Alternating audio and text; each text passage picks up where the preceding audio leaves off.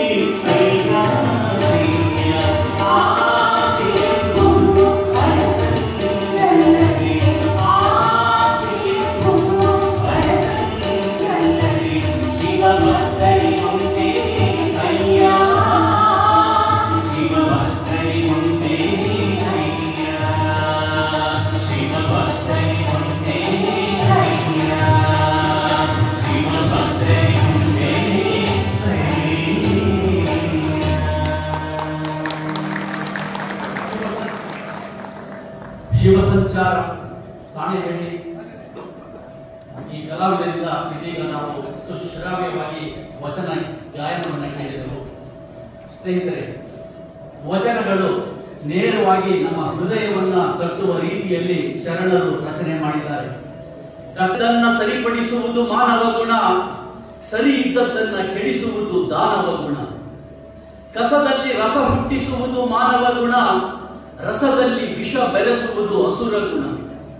ಅರಿತವರನ್ನ ಆದರಿಸುವುದು ಮಾನವ ಗುಣ, ಅರಿತವರನ್ನ ಅನಾದರಿಸುವುದು ಪೈಶಾಚಿಕ ಗುಣ. ಮಲಗಿದ್ದರೆ ಕುಳಿತು, ಕುಳಿತಿದ್ದರೆ ಎದ್ದು ಇನ್ನೊಬ್ಬರಿಗೆ ಸ್ಥಳ ನೀಡುವುದು ಮಾನವ ಗುಣ. ಬೇರೊಬ್ಬರ ಸ್ಥಳ ಆಕ್ರಮಿಸಿ ಕಾಲು ಚಾಚಿ ಮಲಗುವುದು ಪೈಶಾಚಿಕ ಗುಣ. ದುಃಖಿಗಳ ಕಂಬನಿ ಒರೆಸುವುದು ಮಾನವ ಗುಣ, ಸುಖಿಗಳಿಗೂ ಕಂಬನಿ ತರಿಸುವುದು ಅಸುರ ಗುಣ. ಸ್ವತಂತ್ರ ಧೀರ ಸಿದ್ದೇಶ್ವರ ಅವರ ಶ್ರಮದ ವೇದಿಕೆ ಹಾಗೂ ವೇದಿಕೆಯ ಮುಂದಿರುವ ಎಲ್ಲ ಗಣ್ಯರೇ,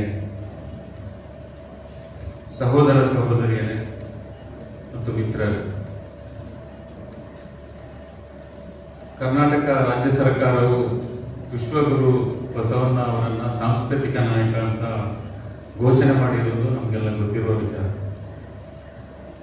ಎಲ್ಲ ಸರ್ಕಾರಿ ಕಚೇರಿಗಳಲ್ಲಿ ಬಸವಣ್ಣ ಅವರ ಫೋಟೋ ತೂಗು ಹಾಕಬೇಕು ಅಂತಲೂ ಆದೇಶ ಬಂತು. ಅಲ್ಲಿಗೆ ಸರ್ಕಾರದ ಕಾರ್ಯಕ್ರಮ ನಿಂತು ಹೋಗಿದೆ. ಕನ್ನಡ ಸಂಸ್ಕೃತಿ ಇಲಾಖೆಯವರು ಬಸವಣ್ಣ ಬಗ್ಗೆ ಒಂದು ಪುಸ್ತಕ ಪ್ರಕಟಿಸಿದ್ದಾರೆ. ಅದನ್ನು ಬೆಳಿಗ್ಗೆ ಸ್ವಾಮೀಜಿಯವರಿಗೆ ಕೊಟ್ಟಿದ್ದೀವಿ. ಅದು ಬಿಟ್ಟರೆ ಸರ್ಕಾರದ ಬೇರೆ ಯಾವುದೇ ಕಾರ್ಯಕ್ರಮಗಳಿಲ್ಲ. ಸೊ ಈ ಹಿನ್ನೆಲೆಯಲ್ಲಿ ಕರ್ನಾಟಕ ರಾಜ್ಯದ ಲಿಂಗಾಯತ ಮಠಾಧಿಪತಿಗಳ ಒಕ್ಕೂಟವು ಸೇರಿಕೊಂಡು ಕರ್ನಾಟಕ ರಾಜ್ಯಾದ್ಯಂತ ಸೆಪ್ಟೆಂಬರ್ 1ರಿಂದ ಅಕ್ಟೋಬರ್ 5ರ ತನಕ ಬಸವ ಕಲ್ಯಾಣದಲ್ಲಿ ಸೆಪ್ಟೆಂಬರ್ 1ನೇ ತಾರೀಕು ಇದರ ಉದ್ಘಾಟನೆ ಆಗಿದೆ. ಅಕ್ಟೋಬರ್ 5ನೇ ತಾರೀಕು ಬೆಂಗಳೂರಿನ ಅರಮನೆ ಮೈದಾನದಲ್ಲಿ ಇದು ಸಮಾಪ್ತಿ. ಮಠಾಧಿಪತಿಗಳ ಒಕ್ಕೂಟದ ಎಲ್ಲ ಗುರುಗಳನ್ನು ನಾನು ಸಹಮತ ವೇದಿಕೆ ಹಾಗೂ ನಮ್ಮೆಲ್ಲರ ಪರವಾಗಿ ಅಭಿನಂದಿಸ್ತೀನಿ. ಯಾಕಂದ್ರೆ ಕರ್ನಾಟಕ ಬಸವಣ್ಣ ಅವರ ನಾಡು ಮತ್ತು ಬಹುಸಂಸ್ಕೃತಿಯ ಬೀಡು. ಮೊದಲ ಪಾರ್ಲಿಮೆಂಟ್ ಬಸವ ಕಲ್ಯಾಣದಲ್ಲಿ ಸ್ಥಾಪನೆ ಮಾಡಿರುವುದು ಬಸವಣ್ಣ ಅವರು. ನನಗೆ ವೈಯಕ್ತಿಕವಾಗಿ ಬಸವಣ್ಣ ಅವರ 2 ನುಡಿ ತುಂಬಾ ಇಷ್ಟ. ಒಂದು ಕಾಯಕ, ಇನ್ನೊಂದು ದಾಸೋಹ. ಅಂದ್ರೆ ಎಲ್ಲರೂ ಶ್ರಮಜೀವಿಗಳಾಗಬೇಕು, ದುಡಿಬೇಕು, ದುಡಿದು ತಿನ್ಬೇಕು. ಎರಡನೇದು ಆ ತಿನ್ನುವಾಗ ಹಂಚಿ ತಿನ್ಬೇಕು. ಸೊ ನನಗೆ ನನ್ನ ಮಿತ್ರರೆಲ್ಲ ಮತ್ತೆ ಕಲ್ಯಾಣ ಅಂತ 2017-18 ಮಾಡಿದ್ವಲ್ಲ, ಆವಾಗ ಕೂಡ ನಾನು ಸಂಚಾಲಕ ಆಗಿದ್ದೀನಿ. ಕನ್ನಡ ಶ್ರೀಗಳು ನನಗೆ ಕರೆದು ಆನ್ಲೈನಲ್ಲಿ ಆದಾಗ ನನಗೆ ನೀವು ಅತಿಥಿಯಾಗಿ ಬಂದು ಮಾತಾಡಬೇಕು ಅಂತ ಹೇಳಿ, ನೀವು ಯಾವಾಗ ಲಿಂಗಧಾರಣೆ ಮಾಡುವುದು ಅಂತ ಕೇಳ್ತಾರೆ ನನ್ನ. ಸೊ ಬಸವಣ್ಣ ಅವರನ್ನ ಓದಿರುವವರು, ತಿಳ್ಕೊಂಡಿರುವವರು, ಅವರು ಯಾವ ಜಾತಿ ಧರ್ಮದವರಾದರೂ ಅವರು ಲಿಂಗಾಯತರು ಅಂತ ನಾನು ಹೇಳ್ತೀನಿ.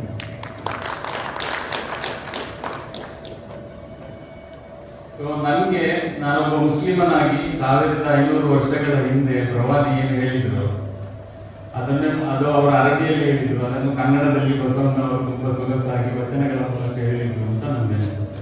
ಏನು ವ್ಯತ್ಯಾಸ ಇಲ್ಲ, ಏನು ವ್ಯತ್ಯಾಸ. ನಾವು ಇವತ್ತೊಂದು ಪಾದಯಾತ್ರೆ ಮಾಡಿದ್ವಿ. ನಾರಾಯಣ ಗುರುಗಳ ಪುತ್ತಲಿಗೆ ಹಾರಾರ್ಪಣೆ ಮಾಡಿ ನಡ್ಕೊಂಡು ಬಂದರು ಸ್ವಾಮೀಜಿಗಳಲ್ಲಿ. 75 ವರ್ಷ ವಯಸ್ಸಾದ ಸ್ವಾಮೀಜಿಗಳು ಇದ್ದಾರೆ. ನಾರಾಯಣ ಗುರು ಹೇಳಿದ್ದು ಅದನ್ನು ಅವರು ಮಲಯಾಳಂನಲ್ಲಿ ಹೇಳಿದ್ರು. ಸೊ ಆಧುನೀಕರಣ, ಆರ್ಟಿಫಿಷಿಯಲ್ ಇಂಟೆಲಿಜೆನ್ಸಿಯ ಜಗತ್ತಲ್ಲಿ ನಾವು ಬದುಕ್ತಾ ಇದ್ದೀವಿ. ಬೆಳಿಗ್ಗೆ ವಿದ್ಯಾರ್ಥಿಗಳ ಜೊತೆಗೆ ಒಂದು ಬಹಳ ಸುಂದರವಾದ ಹಾಲ್ ತುಂಬಿ ತುಳುಕಿ ಕೂಡಲಿಕ್ಕೆ ಜಾಗ ಇಲ್ಲದೆ ಅಷ್ಟು ವಿದ್ಯಾರ್ಥಿಗಳಿದ್ದಾರೆ. ಬೆಳಿಗ್ಗೆ ವಿದ್ಯಾರ್ಥಿಗಳಿಂದ ಬಂದ ಪ್ರಶ್ನೆ, ಸ್ವಾಮೀಜಿಗಳಿಂದ ಬಂದ ಉತ್ತರ ತುಂಬಾ ಅರ್ಥಪೂರ್ಣವಾಗಿತ್ತು, ಮಹತ್ವಪೂರ್ಣವಾಗಿತ್ತು. ಸಮೂಹ ಒಂದು ದೊಡ್ಡ ಕ್ರಾಂತಿಯನ್ನೇ ಮಾಡಲಿಕ್ಕೆ ಆಗುತ್ತೆ ಎಂಬುದನ್ನ ನಾವು ಇಡೀ ಜಗತ್ತಿನ ಇತಿಹಾಸದಲ್ಲಿ ನೋಡ್ತೀವಿ. ಬಸವಣ್ಣ ಅವರು ಬಸವಾದಿ ಶರಣರಲ್ಲೂ ನಾವು ಅದನ್ನು ನೋಡ್ತೀವಿ. ಸೊ ನಾನು ಜಾಸ್ತಿ ಮಾತಾಡಲ್ಲ. ಈ ಒಂದು ಕಾರ್ಯಕ್ರಮಕ್ಕೆ ಬಂದು ಸೇರಿರುವ ತಮ್ಮೆಲ್ಲರನ್ನೂ ಕೂಡ ಮತ್ತೊಮ್ಮೆ ಅಭಿನಂದಿಸ್ತೀನಿ. ಈ ಕಾರ್ಯಕ್ರಮದ ವೇದಿಕೆಯಲ್ಲಿ ಪರಮ ಪೂಜ್ಯ ಸ್ವಸ್ತಿ ಶ್ರೀ ಭಟ್ಟಾಚಾರ್ಯ ಚಾರುಕೀರ್ತಿ ಪಂಡಿತಾಚಾರ್ಯ ಅವರಿಯ ಮಹಾಸ್ವಾಮೀಜಿಗಳು ಇದ್ದಾರೆ. ಶ್ರೀ ಜೈನಮಠ ಮೂಡುಬಿದಿರೆಯವರು. ಅವರು ಈ ನೆಲದ ಸಂಸ್ಕೃತಿಯನ್ನ ಉಳಿಸಲಿಕ್ಕೆ ಬಹಳ ವರ್ಷಗಳಿಂದ ಕೆಲಸ ಮಾಡ್ತಾ ಇದ್ದಾರೆ. ಮೊನ್ನೆ ಸ್ವಾಮೀಜಿಯವರನ್ನ ಕರೀಲಿಕ್ಕೆ ಹೋದಾಗ ಅವರು ಮಾತಾಡಿದ್ರು. ನನ್ನ ಹೃದಯಕ್ಕೆ ನಾಟಿದ ಮಾತುಗಳಲ್ಲಿ ನಾನು ಹೇಳಿದ್ದೆ, ಸ್ವಾಮೀಜಿ ಅದನ್ನೇ ವೇದಿಕೆಯಲ್ಲಿ ಮಾತಾಡಿದ್ದೆ. ಅಂದರೆ ಲಿಂಗಾಯತರು ಜೈನರ ನಡುವಿನ ಸಂಬಂಧ, ಜೈನರು ಮತ್ತು ಬ್ಯಾರಿಗಳ ನಡುವಿನ ಸಂಬಂಧ, ಇವೆಲ್ಲವನ್ನ ಕರಗತ ಮಾಡಿಕೊಂಡಿರುವಂತಹ ಸ್ವಾಮೀಜಿ. ಸೊ ನಮ್ಮೆಲ್ಲರ ಪರವಾಗಿ ಪೂಜ್ಯ ಸ್ವಾಮೀಜಿಯವರನ್ನು ಆತ್ಮೀಯವಾಗಿ ಸ್ವಾಗತಿಸ್ತೀನಿ. ಈ ಒಂದು ಕಾರ್ಯಕ್ರಮದ ಅಧ್ಯಕ್ಷತೆಯನ್ನು ವಹಿಸ್ತಾ ಇರುವವರು ಪೂಜ್ಯ ಶ್ರೀ ಡಾಕ್ಟರ್ ಬಸವಲಿಂಗ ಭಟ್ಟದೇವರು, ಹಿರೇಮಠ ಸಂಸ್ಥಾನ ಬಾಲ್ಕಿಯವರು. ಅವರನ್ನು ಕೂಡ ನಮ್ಮೆಲ್ಲರ ಪರವಾಗಿ ಆತ್ಮೀಯವಾಗಿ ಈ ಒಂದು ಕಾರ್ಯಕ್ರಮದಲ್ಲಿ ಒಂದು ಬ್ಯಾರಿ ಕೃತಿ ಬಿಡುಗಡೆಯಾಗಲಿಕ್ಕಿದೆ. ಕರ್ನಾಟಕ ಸಾಹಿತ್ಯ ಅಕಾಡೆಮಿ ಅಧ್ಯಕ್ಷರು ಮಿತ್ರರಾಗಿರುವಂತಹ ಪ್ರೊಫೆಸರ್ LN ಮುಕುಂದರಾಜ್ ಸರ್ ಅವರು ಆ ಪುಸ್ತಕ ಬಿಡುಗಡೆ ಮಾಡಿದ್ದಾರೆ. ಆ ಪುಸ್ತಕ ಇನ್ನೂ ಕನ್ನಡದಲ್ಲಿ ಪ್ರಕಟ ಆಗಿಲ್ಲ. ಶಾಲೆಯಲ್ಲಿ ಶ್ರೀಗಳ ಹತ್ರ ನಾನು ಬ್ಯಾರಿ ಅಕಾಡೆಮಿ ಒಂದು ಬಸವಣ್ಣವರ ಬಗ್ಗೆ ಬ್ಯಾರಿಯಲ್ಲಿ ಒಂದು ಪುಸ್ತಕ ಪ್ರಕಟ ಮಾಡಬೇಕು ಅಂತ ಕೇಳಿಕೊಂಡಾಗ ಅವರು ಬರೆದಿರುವ ಒಂದು ಕೃತಿಯನ್ನು ನನಗೆ ನೇಮ್ ಮಾಡಿದರು, ಇದನ್ನು ಮಾಡಿಸಿ ಅಂತ ಹೇಳಿ. ಅದನ್ನು ಸಮೀಪಾಸುತ್ತಾರೆ ಕೊನೆಯಲ್ಲಿ ಕೂತಿದ್ದಾರೆ ಸಹೋದರಿ. ಅವರು ತುಂಬ ಸೊಗಸಾಗಿ, ಅಂದರೆ ಈ ವಚನಗಳನ್ನು ಬ್ಯಾರಿಗೆ ಭಾಷಾಂತರ ಮಾಡೋದು ತುಂಬ ಕಷ್ಟ ಸಮಯ. ಸೊ ಅದನ್ನು ತುಂಬ ಸೊಗಸಾಗಿ ಭಾಷಾಂತರ ಮಾಡಿದ್ದಾರೆ. ಆ ಪುಸ್ತಕ ಬಿಡುಗಡೆ ಇದೆ. ನಾನು ಪ್ರೊಫೆಸರ್ ಎಲ್.ಎನ್. ಮುಕುಂದರಾಜ್ ಸರ್ ಅವರನ್ನು ಆತ್ಮೀಯವಾಗಿ ಸ್ವಾಗತಿಸ್ತೀನಿ. ಅದೇ ರೀತಿ ಶಾಮಿಮಾರ್ ಅವರನ್ನು ಕೂಡ ಆತ್ಮೀಯವಾಗಿ ಸ್ವಾಗತಿಸ್ತೀನಿ. ಈ ಕಾರ್ಯಕ್ರಮದಲ್ಲಿ ಮುಖ್ಯ ಅತಿಥಿಗಳಾಗಿ ವಂದನೀಯ ಧರ್ಮಗುರು ವಿಶಾಲ್ ಮೋನಿಶ್ ಅವರಿದ್ದಾರೆ. ಇವರು ಮಂಗಳೂರು ಕೆಥೋಲಿಕ್ ಧರ್ಮ ಪ್ರಾಂತ್ಯದ ಧರ್ಮಗುರುಗಳು. ಅವರನ್ನು ಕೂಡ ಆತ್ಮೀಯವಾಗಿ ಸ್ವಾಗತಿಸ್ತೀನಿ. ಉಪನ್ಯಾಸ ನೀಡಲಿಕ್ಕಾಗಿ ಬಹಳ ದೂರದಿಂದ ನಾವೆಲ್ಲ ಅಭಿಮಾನ ಪಡುವ ಚಿಂತಕರು, ರಾಜಕಾರಣಿಗಳಿಂದಲೂ ಚಿಂತಕರು, ಕನ್ನಡ ನೆಲದ ಸಂಸ್ಕೃತಿಯನ್ನು ತುಂಬ ನೆಚ್ಚಿಕೊಂಡಿರುವವರು, ಅದನ್ನು ಉಳಿಸಲಿಕ್ಕೆ ತನ್ನದೇ ನೆಲೆಯಲ್ಲಿ ಹೋರಾಟ ಮಾಡ್ತಾ ಬಂದಿರುವವರು ಶ್ರೀ ವೈ.ಎಸ್.ವಿ. ದತ್ತಾತ್ರೇಯ ಅವರು, ಸ್ವಾಗತಿಸ್ತೇನೆ. ಅದೇ ರೀತಿ ವೇದಿಕೆಯಲ್ಲಿ ಶ್ರೀ ಶಿವಾನಂದ ಸ್ವಾಮೀಜಿಗಳು ಕುಲಸೂರು ಶ್ರೀಮಠ, ಶ್ರೀ ಗುರುಬಸವ ಭಟ್ಟದೇವರು ಬಾಲ್ಕಿ ಮಠ, ಶ್ರೀ ಬಸವಲಿಂಗ ಸ್ವಾಮೀಜಿ ನಮೆಲಗುಂದ, ಶ್ರೀ ಶಿವಾನಂದ ಸ್ವಾಮೀಜಿ ನಂದಿಗುಂದ, ಶ್ರೀ ಶಿವಬಸವ ದೇವರು ಬೆಳಗಾವಿ,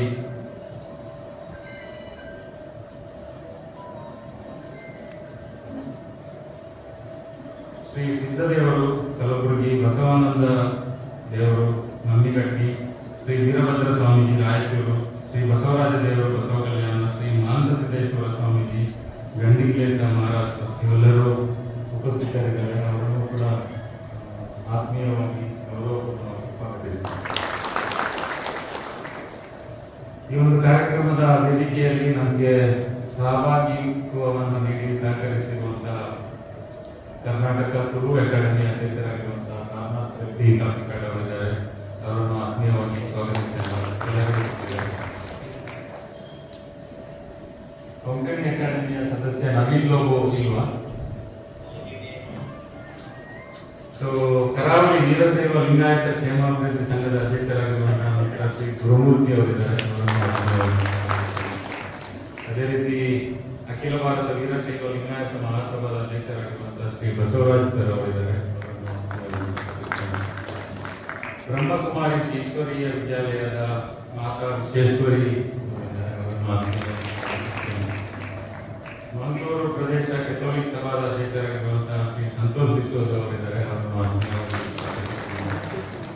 ಕೆಥೋಲಿಕ್ ಸಭಾ ಮಂಗಳೂರು ಪ್ರದೇಶ ಇದರ PRO ಸಾರ್ವಜನಿಕ ಸಂಪರ್ಕ ಅಧಿಕಾರಿ ಶ್ರೀ ರಾಲ್ಬಿ ಕಿಶೋರ್ ಅವರಿದ್ದಾರೆ. ಅವರನ್ನು ಆತ್ಮೀಯವಾಗಿ ದಕ್ಷಿಣ ಕನ್ನಡ ಜಿಲ್ಲಾ ಕೊರಗರ ಸಂಘದ ಅಧ್ಯಕ್ಷರಾಗಿರುವಂತಹ ಶ್ರೀ ಸುಂದರ ಬೆಳುವಾಯಿ ಅವರಿದ್ದಾರೆ. ಅವರನ್ನು ಆತ್ಮೀಯವಾಗಿ ಕರಾವಳಿ ಕುರುಬರ ಸಂಘದ ಅಧ್ಯಕ್ಷರಾಗಿರುವಂತಹ ಶ್ರೀ ನಿರಂಜನ್ ಸರ್ ಅವರಿದ್ದಾರೆ. ಅದೇ ರೀತಿ ಜಮಾತೆ ಇಸ್ಲಾಮಿ ಢಾಕಾ ಜಿಲ್ಲೆಯ ಸಂಚಾಲಕರಾಗಿರುವಂತಹ ಮಿತ್ರ ಯುವಿ ಅಬ್ದುಲ್ ಕರೀಂ ಅವರಿದ್ದಾರೆ. ಅವರನ್ನು ಆತ್ಮೀಯವಾಗಿ ಸ್ವಾಗತಿಸ್ತೀನಿ.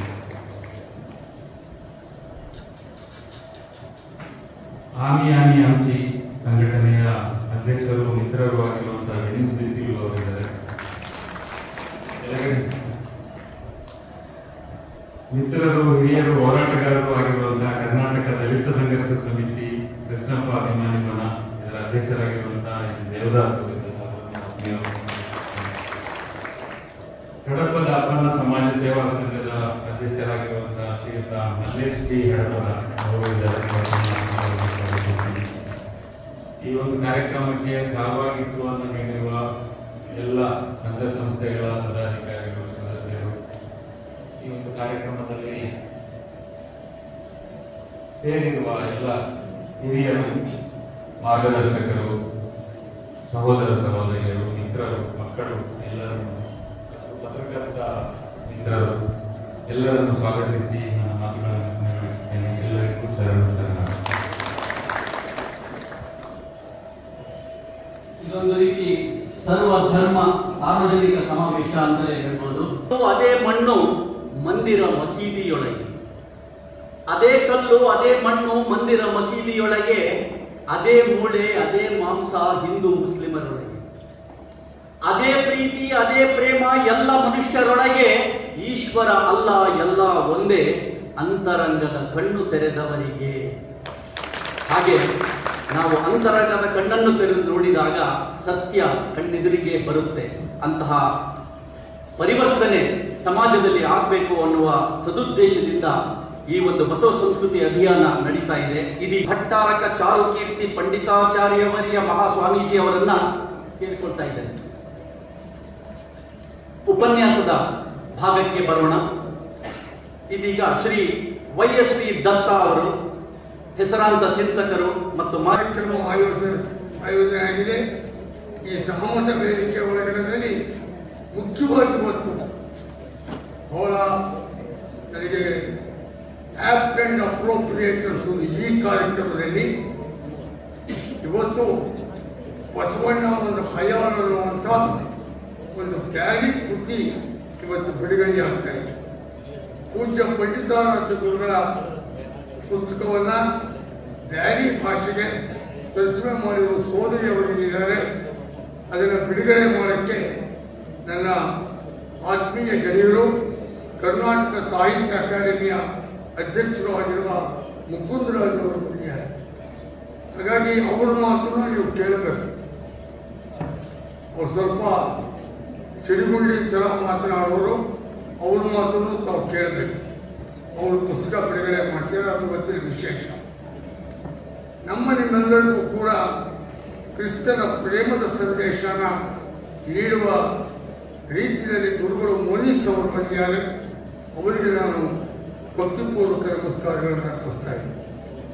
ವೇದಿಕೆ ಮೇಲಿರುವ ಎಲ್ಲ ಗೆಳೆಯರೇ, ಎದುರಿಗಿರುವಂಥ ಎಲ್ಲ ನನ್ನ ಬಂಧುಗಳೇ, ಉಮರ್ ಅವರು ಪ್ರಾರಂಭಿಕವಾಗಿ ಮಾತನಾಡಿದರು.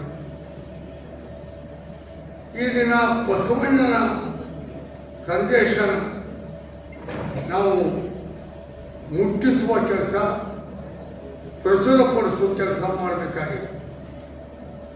ಎಂಥ ದುರಂತ ಅಂದರೆ ಇವತ್ತು 12ನೇ ಶತಮಾನದ ಬಸವಣ್ಣ ಈಗ 21ನೇ ಶತಮಾನದಲ್ಲಿ ನಮಗೆ ಅನಿವಾರ್ಯವಾಗಿ ಬೇಕು ಅನ್ನೋ ತೀರ್ಮಾನಕ್ಕೆ ನಾವೆಲ್ಲ ಬಂದಿದ್ದೀವಿ ಅಂದರೆ ಅದರ ಅರ್ಥ 21ನೇ ಶತಮಾನದಲ್ಲಿ ಸಾಕ್ಷರತೆ ಬಿಸಿಮೀರಿ ಬೆಳೆದಿದೆ, ವೈಜ್ಞಾನಿಕವಾದ ಆವಿಷ್ಕಾರಗಳಾಗಿದೆ, ಯಾಂತ್ರಿಕ ತಾಂತ್ರಿಕ ಕ್ಷೇತ್ರಗಳಲ್ಲಿ ನಾವು ಕಾಪುಗಾಲ ಹಾಕ್ಕೊಂಡು ಹೋಗಿದ್ದೀವಿ.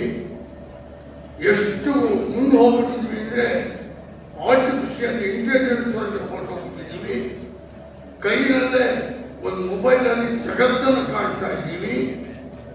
ಇಷ್ಟೆಲ್ಲ ಇದ್ರೂ ಜಾತಿ ಗಣತಿ ಅಂದ ತಕ್ಷಣವೇ ಎಷ್ಟು ರಂಪ, ಎಷ್ಟು ಜಗಳ, ಎಷ್ಟು ಗೊಂದಲ, ಎಷ್ಟು ಅನುಮಾನ, ಎಷ್ಟು ಸಂಘರ್ಷಗಳು. ಅದರ ಅರ್ಥ ಎಲ್ಲೋ ಒಂದು ಕಡೆ ಇಷ್ಟೊಂದು ಆವಿಷ್ಕಾರಗಳಾದರೆ ಅರ್ವಾಚೀನವಾಗಿ ನಾವು ಮುಂದುವರೆದಿದ್ದರೆ ಎಲ್ಲೋ ಇನ್ನೂ ಜಾತಿ ಬಿಟ್ಟಿಲ್ಲ ನಮ್ಮನ್ನು, ಧರ್ಮದ ಭೂತ ಬಿಟ್ಟಿಲ್ಲ ನಮ್ಮನ್ನು, ಮನುಷ್ಯ ಸಂಬಂಧಗಳು ನಮ್ಮನ್ನು ಹತ್ತಿರಕ್ಕೆ ತಂದಿಲ್ಲ. ಆದ್ದರಿಂದಲೇ 21ನೇ ಶತಮಾನದಲ್ಲಿ 12ನೇ ಶತಮಾನ ಬಸವಣ್ಣ ಮತ್ತಬೇಕು ಅಂತ ಇದೆ. ಇದು ಒಂದು ರೀತಿ ನಾವು ವ್ಯವಸ್ಥೆ ಒಳಗಡೆ ಕುಸ್ತಿದ್ದೀವೋ ಮೇಲಕ್ಕೆ ಬಂದಿದ್ದೀವೋ ನಮ್ಮನ್ನು ನಾವು ಯೋಚನೆ ಮಾಡಬೇಕಾಗಿದೆ. ಸ್ನೇಹಿತರೆ, ನಾವು ಒಪ್ಪಿಕೊಂಡಿರುವಂಥದ್ದು ಪ್ರಜಾಪ್ರಭುತ್ವ, ಜನತಂತ್ರದ ವ್ಯವಸ್ಥೆ. ನಾವು ನೀವೆಲ್ಲರೂ ಕೂಡ ಜನತಂತ್ರ ಅಂದ ತಕ್ಷಣವೇ ಇಂಗ್ಲೆಂಡಿನ ಕಡೆ ಹೇಳ್ತೀವಿ. ಇಂಗ್ಲೆಂಡು ಪ್ರಜಾಪ್ರಭುತ್ವದ ತಾಯಿ, ಅಲ್ಲಿ ಹುಟ್ಟಿತು. ಅಲ್ಲಿ ಹುಟ್ಟಿದ್ದು ಎಷ್ಟನೇ ಶತಮಾನದಲ್ಲಿ? 13ನೇ ಶತಮಾನದಲ್ಲಿ. ಆಮೇಲೆ ಬಂತು ಅಂದರೆ ಫ್ರೆಂಚ್ ಕ್ರಾಂತಿ ಅಂತ ಹೇಳ್ತೀವಿ. ಫ್ರೆಂಚ್ ಕ್ರಾಂತಿ ಅಂತ ಹೇಳ್ತೀವಿ 18ನೇ ಶತಮಾನ. ಆಮೇಲೆ ಅಮೆರಿಕಾದ ಕ್ರಾಂತಿ 18ನೇ ಶತಮಾನ. 19ನೇ ಶತಮಾನಕ್ಕೆ ಬಂದು 20ನೇ ಶತಮಾನಕ್ಕೆ ಬಂದರೆ ರಷ್ಯಾದ ಕ್ರಾಂತಿ ಕಾರ್ಲ್ ಮಾರ್ಕ್ಸ್ ಎಲ್ಲ ಪ್ರಪಂಚದ ಕಾರ್ಮಿಕರೇ ಒಂದಾಗಿ, ಕಾಯಕ ಜೀವಿಗಳೇ ಒಂದಾಗಿ ಕೊಟ್ಟು ಕರೆದು ಹೇಳಿದರು. ಇವೆಲ್ಲ ಇತ್ತೀಚೆಗೆ ಬಂದವು. ಆದರೆ ನಿಮಗೆ ಆಶ್ಚರ್ಯ ಆಗ್ಬೋದು, ನಮಗೆ ಈ ಕಾರ್ಲ್ ಮಾರ್ಕ್ಸನ ಕಾಯಕ ಪರಿಶ್ರಮ ಜೀವಿಗಳ ವ್ಯವಸ್ಥೆಯನ್ನು ಇಂಗ್ಲೆಂಡಿನ 13ನೇ ಶತಮಾನದ ಪ್ರಜಾಪ್ರಭುತ್ವದ ಮಾದರಿಯನ್ನು 12ನೇ ಶತಮಾನದಲ್ಲೇ ನಮಗೆ ಪರಿಚಯ ಮಾಡಿಕೊಟ್ಟು ಪುಣ್ಯಾತ್ಮ ನಮ್ಮ ನೆಲಮೂಲದ ಬಸವಣ್ಣ ಅನ್ನೋದು ಬಹಳ ಮುಖ್ಯ. ಬಸವಣ್ಣನ ವಚನ ನಾವೆಲ್ಲ ಅರ್ಥ ಮಾಡ್ಕೊಂಡ್ಬಿಟ್ರೆ ಈ ಸಮಾಜ ತನ್ನಷ್ಟಕ್ಕೆ ತಾನೇ ಸರಿಯಾಗ್ಬಿಡುತ್ತೆ. ಬಸವಣ್ಣನ ವಚನ ಒಂದ್ಸಲ ಬಸವಣ್ಣನ ಪರೀಕ್ಷೆ ಮಾಡೋಕ್ಕೆ ಕೂಡಲ ಸಂಗಮ ದೇವನೇ ಬಂದ್ಬಿಟ್ಟಾನೆ. ಸಾಕ್ಷಾತ್ ಈಶ್ವರನೇ ಕೂಡಲ ಸಂಗಮ ದೇವನೇ ಬಂದು ಬಸವಣ್ಣನ ಕೇಳಿದ, ಬಸವ ಬಾರೈ ಕಂದ ಹೇಳೈ, ಈ ಮಧ್ಯದೊಳಗೆ ಎಲ್ಲ ಭಕ್ತರು ಯಾರಯ್ಯ ಅಂತ ಕೇಳಿದ. ಬಸವಣ್ಣ ಈ ಹೇಳು, ಈ ಭೂಲೋಕದಲ್ಲಿ ನನ್ನ ಭಕ್ತರು ಯಾರು, ಶ್ರೇಷ್ಠನಾದ ಭಕ್ತ ಯಾರು ಹೇಳು ಅಂತ ಕೇಳಿದ. ಬಸವಣ್ಣ ಹೇಳಿದಂತೆ, ಮತ್ತಾರು ಇಲ್ಲ, ಮತ್ತಾರು ಇಲ್ಲ, ಮತ್ತಾರು ಇಲ್ಲ, ನಾನೊಬ್ಬನೇ ಭಕ್ತ, ನಾನೊಬ್ಬನೇ ಭಕ್ತ, ನಾನೊಬ್ಬನೇ ಭಕ್ತ ಮಾಡಿ. ಯಾರು ಇಲ್ಲ ಭೂಲೋಕದಲ್ಲಿ ಭಕ್ತರು, ಇರೋನೊಬ್ಬನೇ ಭಕ್ತ, ಅದು ನಾನು ಮಾತ್ರ. ಕೂಡಲ ಸಂಗಮ ದೇವರಿಗೆ ಆಶ್ಚರ್ಯ ಆಯ್ತು. ಎಲ್ಲ ಬಸವಣ್ಣ ಬಹಳ ನಿಗರ್ವಿ ಇಟ್ಕೊಂಡ್ವಿ, ಇವರಿಗೆ ಅಹಂಕಾರ ಇಲ್ಲ ಅಂದ್ವಿ. ನನ್ನ ಭಕ್ತ ಯಾರಯ್ಯ ಅಂದರೆ ನಾನು ಒಬ್ಬನೇ ಭಕ್ತ ಅಂತ ಹೇಳ್ತಾನಲ್ಲ, ಎಷ್ಟು ಅಹಂಕಾರ ಬಸವಣ್ಣನಿಗೆ ಅಂದ್ಬಿಟ್ಟು, ನೀ ಭಕ್ತ ಆದರೆ ಉಳಿದು ಭೂಲೋಕದಲ್ಲಿರೋರೆಲ್ಲ ಏನಯ್ಯ ಅಂತ ಕೇಳಿದಂತೆ ಕೂಡಲ ಸಂಗಮ ದೇವ. ಬಸವಣ್ಣ ಹೇಳಿದಂತೆ, ಉಳಿದವರೆಲ್ಲರೂ ಕೂಡಲ ಸಂಗಮ ದೇವರು, ಉಳಿದವರೆಲ್ಲರೂ ಕೂಡಲ ಸಂಗಮ ದೇವರು. ನಾವು MLA ಆಗಿರೋರು, ನಮ್ಮ ಓಟ್ ಹಾಕಿರೋ ಜನರೆಲ್ಲ ಕೂಡಲ ಸಂಗಮ ದೇವರು, ನಾನೊಬ್ಬನೇ ಅವರ ಭಕ್ತ ಅನ್ಕೊಂಡ್ಬಿಟ್ರೆ ಎಂಥ ಪ್ರಜಾಪ್ರಭುತ್ವ.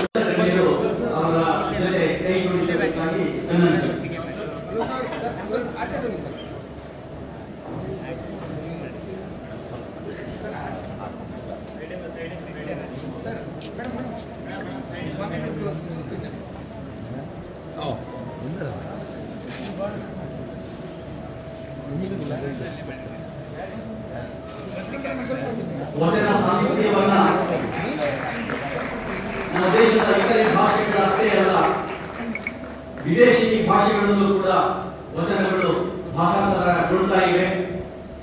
ಇದೀಗ ವಿಶೇಷವಾಗಿ ಕರ್ನಾಟಕದಲ್ಲಿ ಬ್ಯಾರಿ ಭಾಷೆಯಲ್ಲೂ ಸಹ ವಚನ ಸಾಹಿತ್ಯದ ಒಂದು ಅನುವಾದ ನಡೆದಿದೆ ಅಂದ್ರೆ ನಾವೆಲ್ಲರೂ ಹೆಮ್ಮೆ ಪಡಬೇಕಾದಂತಹ ಸಂಗತಿ. ಒಂದು ಫೋಟೋ ಎಲ್ಲರಿಗೂ ಕಾಣಬೇಕು. ಬಹಳಷ್ಟು ಶ್ರಮವಹಿಸಿ ಶ್ರದ್ಧೆಯಿಂದ ಈ ಪುಸ್ತಕದ ಅನುವಾದ ಮಾಡಿರ್ತಕ್ಕಂಥ ಶಮೀಮಾ ದುತಾರ್ ಅವರಿಗೆ ವಿಶೇಷವಾದ ಅಭಿನಂದನೆಗಳನ್ನ, ಧನ್ಯವಾದಗಳನ್ನ ಅರ್ಪಿಸ್ತಾ ಇದ್ದೇನೆ. ಕರತಾಳದ ಮೂಲಕ ಅವರಿಗೆ ಪ್ರೋತ್ಸಾಹ ನೀಡಬೇಕಾಗಿ ಕೇಳ್ಕೊಳ್ತಾ ಇದ್ದೇನೆ.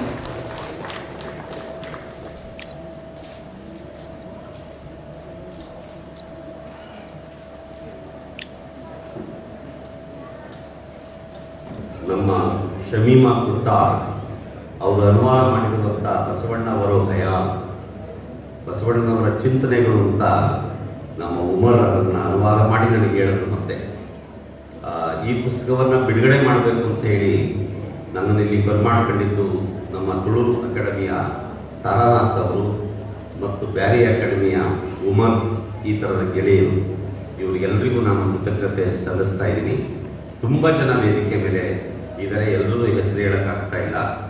ಬಸವಣ್ಣನವ್ರ ಬಗ್ಗೆ, ಬಸವಣ್ಣನವರ ತಾತ್ವಿಕತೆಯ ಬಗ್ಗೆ ಭಾಳ ಚೆನ್ನಾಗಿ ದತ್ತ ಹೇಳಿದ್ರು. ನಿಮಗೆ ದತ್ತ ಹೇಳೋದಿರಲಿ, ನಾನು ಬಾಲ್ಕಿಯ ಗುರುಗಳು ನಾವು ಸಿದ್ದರಾಮಯ್ಯನವರ ಬಳಿಗೆ ಬಸವಣ್ಣನವ್ರನ್ನ ಸಾಂಸ್ಕೃತಿಕ ನಾಯಕ ಅಂತ ಘೋಷಣೆ ಮಾಡಬೇಕು ಅಂತ ಬಂದು ಸಾಣೆಹಳ್ಳಿ ಸ್ವಾಮೀಜಿಯವರು ಎಲ್ಲರೂ ಸೇರಿ ಹೋದಾಗ ನಾನು ಅವ್ರ ಜೊತೆಗೆ ಹೋಗಿದ್ದೆ. ಆಗ ಇವರು ಅಲ್ಲಿ ಸಿದ್ದರಾಮಯ್ಯನವರಿಗೆ ಹೇಗೆ ಬಸವಣ್ಣನವರ ಪ್ರಸ್ತುತತೆಯನ್ನು ಮನದಟ್ಟು ಮಾಡಿದ್ರು ಅಂದರೆ, ಸಿದ್ದರಾಮಯ್ಯನವರು ಬೇರೆ ಏನು ಹೇಳಲೇ ಇಲ್ಲ, ಆಯಿತು ಅಂತ ಒಂದು ವಾರಕ್ಕೆ ಬಸವಣ್ಣನವರ ಸಾಂಸ್ಕೃತಿಕ ನಾಯಕ ಅಂತ ಘೋಷಣೆ ಮಾಡಿದ್ರು. ನಾನು ಹೇಳಿದೆ ಸಿದ್ದರಾಮಯ್ಯನವ್ರಿಗೆ, ಇಲ್ಲ ಸರ್ ನೋಡಿ, ಬಸವಣ್ಣನವರು ನಮ್ಗೆ ಅಷ್ಟೆಲ್ಲ ಕೊಟ್ಟಿದ್ದಾರೆ, ನಮಗಾಗಿ ಪ್ರಾಣ ಕಳ್ಕೊಂಡಿದ್ದಾರೆ ಕನ್ನಡಿಗರಿಗೆ 800 ವರ್ಷಗಳ ಹಿಂದೆ. ಅವರಿಗೆ ನಾವು ಕನ್ನಡಿಗರು ಏನು ಕೊಟ್ಟಿದ್ದೀವಿ? ಏನೂ ಕೊಟ್ಟಿಲ್ಲ ಇಲ್ಲಿವರೆಗೆ.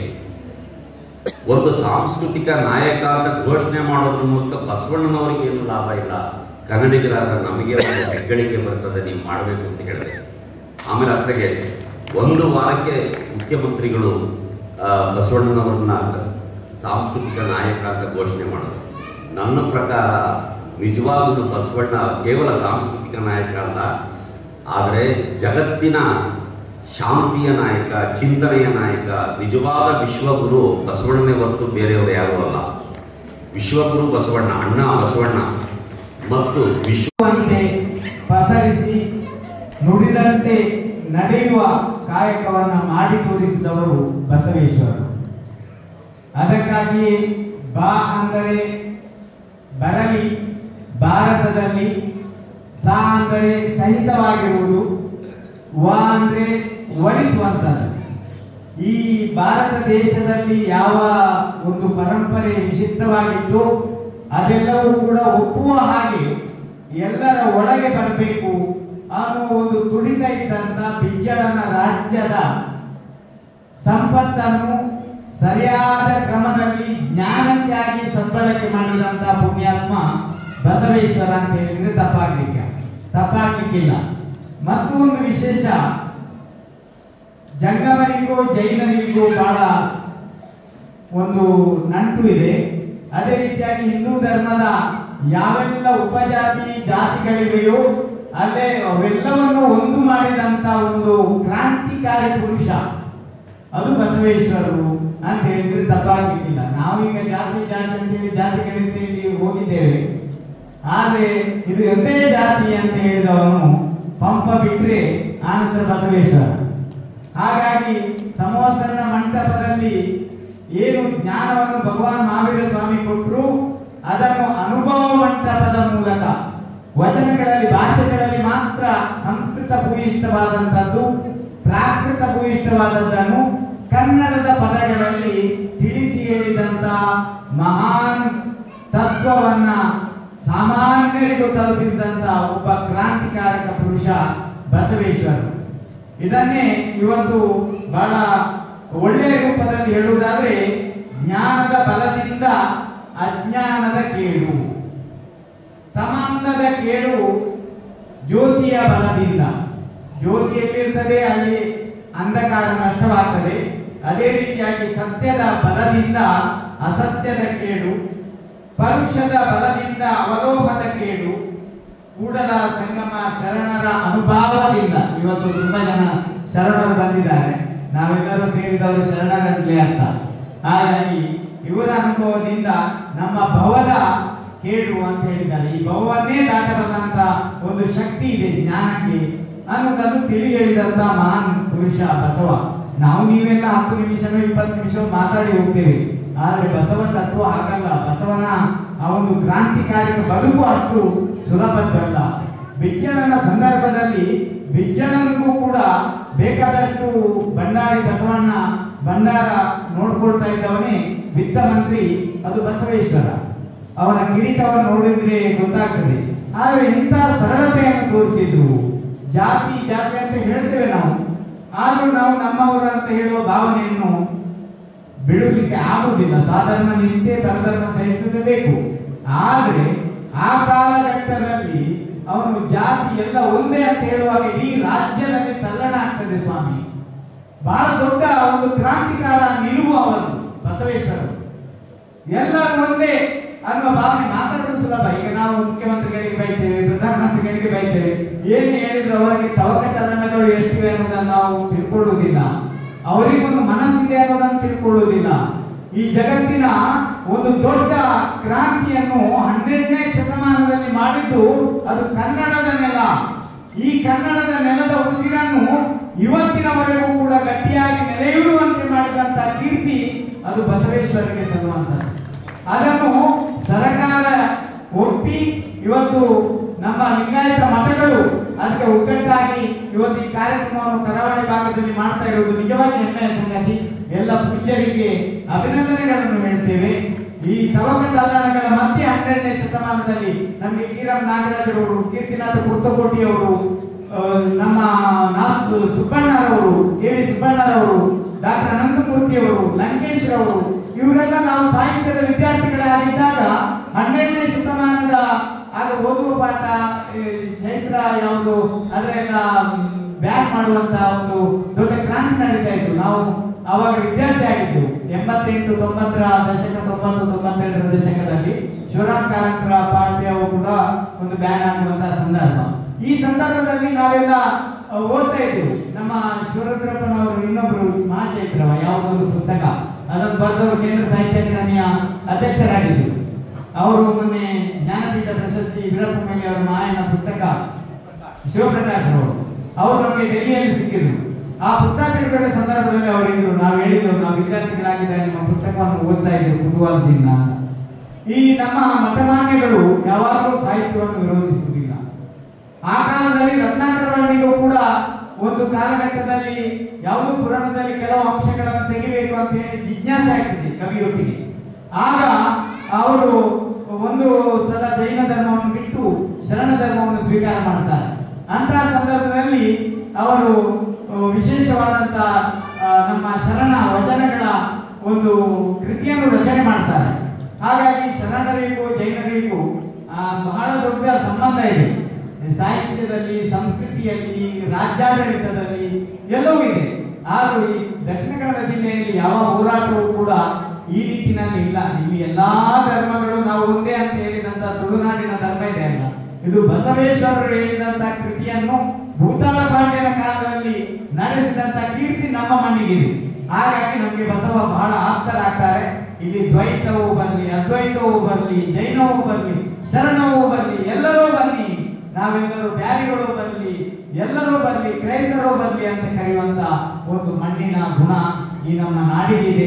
ಹಾಗಾಗಿ ಬಸವೇಶ್ವರರ ಕೃತಿಯ ರಚನೆಗಳು ಮತ್ತು ವಿಮರ್ಶೆಗಳು ಮತ್ತೆ ಮತ್ತೆ ಆಗಬೇಕು, ಮಠಮಾನ್ಯಗಳಲ್ಲೂ ಆಗಬೇಕು ಅಂತ ಹೇಳಿ ನಾವು ಮಠಗಳಲ್ಲಿ ನೀವು ಮಂಗಳೂರಿಗೆ ಪೇಟೆಗೆ ಬರ್ತೀರಿ, ನಮ್ಮ ಹಳ್ಳಿಗೂ ಬನ್ನಿ ಅಂತ ಹೇಳಿ ಇವನಾರವ ಎಂದೆನಿಸದಯ್ಯ, ಇವನಮ್ಮವ ಇವನಮ್ಮವ ಇವನಮ್ಮವ ಎಂದೆನಿಸಯ್ಯ, ಕೂಡಲ ಸಂಗಮ ದೇವಯ್ಯ ನಿಮ್ಮ ಮನೆಯ ಮಗನಂದೆನಿಸಯ್ಯ ಅಂತ ಹೇಳ್ತಾರೆ.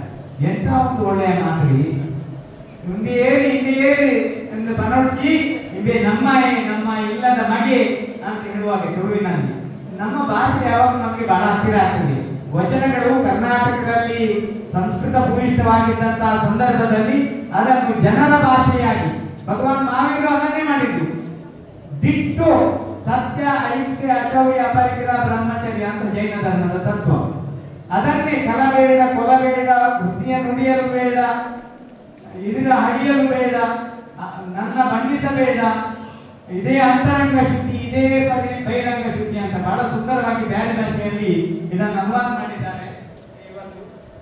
ಅದನ್ನು ಹೀಗೆ ಬರೆದಿದ್ದಾರೆ: ಕಕ್ಕಂಡ ಕೊಲ್ಲಂಡ ಕಲವು ಚೊಲ್ಲಂಡ ಅರ್ಸಕಂಡ ಬ್ಯಾರಣ್ಯಲ ಬೆರ್ಕಂಡ ಪರೆಯಂಡ ಎದುರು ಇಂಜಲೆ ತಗಲಂಡ, ಇದುವೇ ಉಲ್ಲತ್ತೆ ಶುದ್ಧಿ, ಇದುವೇ ಪಂತ್ರ ಶುದ್ಧಿ, ಇದುವೇ ನಂಜಲೆ ಮಹಾನ್ ಮಾರು ಪಡಿಪಾಟಿಯ ಬುದ್ಧಿ ಎಂದು ಬೇರೆ ಭಾಷೆಯಲ್ಲಿ ಹೇಳಿದ್ದಾರೆ.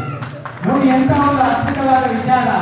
ಹಾಗಾಗಿ ಕಲಬೇಡ, ಕೊಲಬೇಡ, ಹುಸಿಯ ಮುನಿಯಲು ಬೇಡ, ಮುನಿಯಬೇಡ, ಅನ್ಯರಿಗೆ ಅಸಹ್ಯ ಪಡಬೇಡ, ತನ್ನ ಬಣ್ಣಿಸಬೇಡ, ಇದರ ಹಣಿಯಲು ಬೇಡ, ಇದೇ ಅಂತರಂಗ ಶುದ್ಧಿ, ಇದೇ ಬಹಿರಂಗ ಶುದ್ಧಿ. ಪೂಜೆ ಬೇರೇನು ಬೇಡ. ನಿಮ್ಮ ಮನಸ್ಸಿನಲ್ಲಿ ಎಷ್ಟು ಕಷಾಯ ಅಥವಾ ಸಿಟ್ಟು ಕಡಿಮೆ ಮಾಡಿದ್ದೀರಿ, ನೀವೆಷ್ಟು ಶ್ರೀಮಂತ, ಬಡವ, ಮಧ್ಯಮ ವರ್ಗದವ ಅನ್ನುವ ಭೇದ ಮಾಡ್ತೀರಿ, ನೀವೆಷ್ಟು ಬಿಳಿಯವ, ಕರಿಯವ, ಹೊಲೆಯ, ದೊಡ್ಡವ, ಶ್ರೀಮಂತ, ಬಡವ ಅನ್ನುವ ಮಾತುಗಳನ್ನು ಹೇಳ್ತೀರಿ, ಅಷ್ಟು ನಿಮ್ಮಲ್ಲಿ ಕೊಳೆಯಾಗ್ತದೆ ಅನ್ನೋದನ್ನು ಹೇಳ್ತಾರೆ ಬಸವೇಶ್ವರರು. ಹಾಗೆ ಅದನ್ನೇ ನಮ್ಮ ಎಲ್ಲ ಗ್ರಂಥಗಳು ಹೇಳಿವೆ. ಗೀತೆಯೂ ಹೇಳಿದೆ, ಜೈನ ಧರ್ಮದ ಗ್ರಂಥಗಳು ಹೇಳಿದೆ, ಪುರಾಣ ಹೇಳಿದೆ, ಬೈಬಲ್ ಹೇಳಿದೆ. ಆದ್ರೆ ಜನಕ್ಕೆ ಅರ್ಥ ಆಗ್ಬೇಕಲ್ಲ, ಅದನ್ನು ವಚನದ ರೂಪದಲ್ಲಿ ತಿಳಿ ನೀರಿನ ಹಾಗೆ, ಶರ್ಬತ್ತಿನ ಹಾಗೆ, ಪಾಯಸದ ಹಾಗೆ ಅದನ್ನು ಮಾಡಿ ಕೊಟ್ಟಾಗ ಮಾತ್ರ ಅರ್ಥ ಆಗ್ತದೆ. ಅಂತ ಒಂದು ಸಿಹಿಯಾಗಿ, ಸುಂದರವಾಗಿ, ಮಧುರವಾಗಿ ಈ ವಚನದ ಮೂಲಕ ತಮಗೆ ಬಹಳ ಹೃದಯಕ್ಕೆ ಆಪ್ತವಾಗಿ ಹೇಳಿದವರು ಬಸವೇಶ್ವರರು. ಆ ನಿಟ್ಟಿನಲ್ಲಿ ಬಸವೇಶ್ವರರು ನಮ್ಮ ಕನ್ನಡದ ಕಸ್ತೂರಿಯನ್ನು ವಚನದ ರೂಪ ಮಂತ್ರವನ್ನು ವಚನ ಮಾಡಿದಂತಹ ಒಂದು ಕೀರ್ತಿ ಅವರಿಗೆ ಸಲ್ತದೆ. ಮಾತಿನಲ್ಲಿ ಅವರು ಒಂದು ಮಂಟಪವನ್ನು ಕಟ್ತಾರೆ. ಆ ಮಾತಿನ ಮಂಟಪದಲ್ಲೇ ಅನುಭವ ಮಂಟಪವಾಗ್ತದೆ. ಅನುಭವ ಮಂಟಪದಲ್ಲೇ ಮನುಷ್ಯನು ಯಾರು, ಇವನಾರವ ಅಂತ ಕೇಳುವುದಾಗ ಅವನ ಒಳಗಿರುವಂತಹ ಮಾನವತ್ವವನ್ನ ಒಂದು ಕಲಿಸುವಂತಹ ಕೆಲಸವನ್ನ ಈ ನಮ್ಮ ಬಸವೇಶ್ವರರು ಮಾಡ್ತಾರೆ. ಆ ಮಾತುಗಳು ಹೇಗಿರ್ಬೇಕು ಅನ್ನೋದನ್ನು ಬಹಳ ಚೆನ್ನಾಗಿ ಹೇಳ್ತಾರೆ. ಮಾತು ಮುತ್ತಿನ ಆಗಿರ್ಬೇಕು, ಮಾಣಿಕ್ಯದ ಆಗಿರ್ಬೇಕು, ಸ್ಫಟಿಕದ ಶರಾಕದ ಅಂತಿರ್ಬೇಕು ಅಂತ ಎಷ್ಟು ಸುಂದರವಾಗಿ ಹೇಳ್ತಾರೆ ಬಸವೇಶ್ವರರು. ಹಾಗಾಗಿ ಈ ಎಲ್ಲ ವಿಚಾರಗಳು ಏನಂದ್ರೆ ನಮ್ಮಲ್ಲಿರತಕ್ಕಂತಹ ದೈವಿ ಸಂಪತ್ತನ್ನು ಗುರುತಿಸುವ ಕೆಲಸ ಯಾವಾಗ ಆಗುವುದು? ಪದವಿ ವಿದ್ಯಾರ್ಥಿಗಳಿಗೆ ಜಿಲ್ಲಾ ಮಟ್ಟದ ಸಾಮೂಹಿಕ ವಚನ ಗಾಯನ ಸ್ಪರ್ಧೆಯನ್ನು ನಾವು ಇಲ್ಲಿ ಆಯೋಜಿಸಿದ್ದೆವು. ಅದರ ಮುಂದಾಳತ್ವವನ್ನು ವಹಿಸಿ ಡಾಕ್ಟರ್ ಮೀನಾಕ್ಷಿ ರಾಮಚಂದ್ರ ಅವರು ಮತ್ತು ಇತರರು ಅದನ್ನು ಯಶಸ್ವಿಯಾಗಿ ನಡೆಸಿಕೊಟ್ಟಿದ್ದಾರೆ. ಇಲ್ಲಿ ಮೊದಲ ಬಹುಮಾನ, ಎರಡನೇ ಬಹುಮಾನ ಮತ್ತು ಮೂರನೇ ಬಹುಮಾನವನ್ನ ಈಗ ಪ್ರಕಟ ಮಾಡ್ತಾ ಇದ್ದೇವೆ. ಮೇಡಮ್ ಅವರು ಬಂದು ಈ ಒಂದು ಕಾರ್ಯಕ್ರಮ ನಡೆಸಿಕೊಡ್ಬೇಕು ಅಂತ ಕೇಳ್ತಾರೆ. ಕಾರ್ಯಕ್ರಮವಾಗಿದ್ದು ವಚನ ಗಾಯನ ಸ್ಪರ್ಧೆ ನಮ್ಮ ಯುವ ಸಮೂಹದಲ್ಲಿ ವಚನಗಳ ಬಗ್ಗೆ ಹೊಸ ರೀತಿಯ ಒಂದು ಆಂದೋಲನ ನಡೆಯಲಿ, ಅವರಿಗೆ ಕೆಲವು ಸಂದೇಶಗಳು ಸಿಗಲಿ ಎನ್ನುವ ಉದ್ದೇಶದಿಂದ ಇದನ್ನು ನಾವು ಆಯೋಜಿಸಿದೆವು. ಸುಮಾರು 11 ಕಾಲೇಜುಗಳ ವಿದ್ಯಾರ್ಥಿಗಳು ಇದರಲ್ಲಿ ಭಾಗವಹಿಸಿದರು. ಅದರಲ್ಲಿ ಪ್ರಪ್ರಥಮವಾಗಿ ಪ್ರಥಮ ಸ್ಥಾನವನ್ನು ಗಳಿಸಿದವರು SDM ಲಾ ಕಾಲೇಜ್, ಕಾನೂನು ಕಾಲೇಜಿನ ವಿದ್ಯಾರ್ಥಿಗಳು. ದಯವಿಟ್ಟು ಬಂದು ಇದನ್ನು ಸ್ವೀಕರಿಸಿಕೊಳ್ಬೇಕು.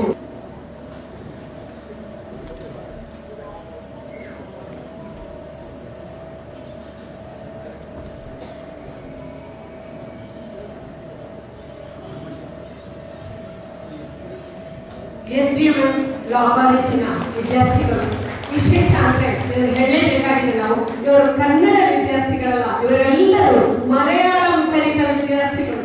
ಮಲಯಾಳಂ ಕೇರಳದ ವಿದ್ಯಾರ್ಥಿಗಳು. ಇವರು ಕೇರಳದ ವಿದ್ಯಾರ್ಥಿಗಳಾಗಿ ಬಸವಣ್ಣನ ವಚನಗಳನ್ನು ಕಲಿತು ಅವರ ಹಾಡಿ ಪ್ರಥಮ ಬಹುಮಾನವನ್ನು ತೆಗೆದುಕೊಂಡಿದ್ದಾರೆ ಅಂತ ಹೇಳಿದ್ರೆ ನಿಜವಾಗಿಯೂ ಇವರಿಗೆ ಅಭಿನಂದನೆ ಸಲ್ಲಲೇಬೇಕು. ಅವರು ಈಗ ಅದನ್ನು ಹಾಡಬೇಕು ಅಂತ ಕೋರ್ತಾ ಇದ್ದಾರೆ.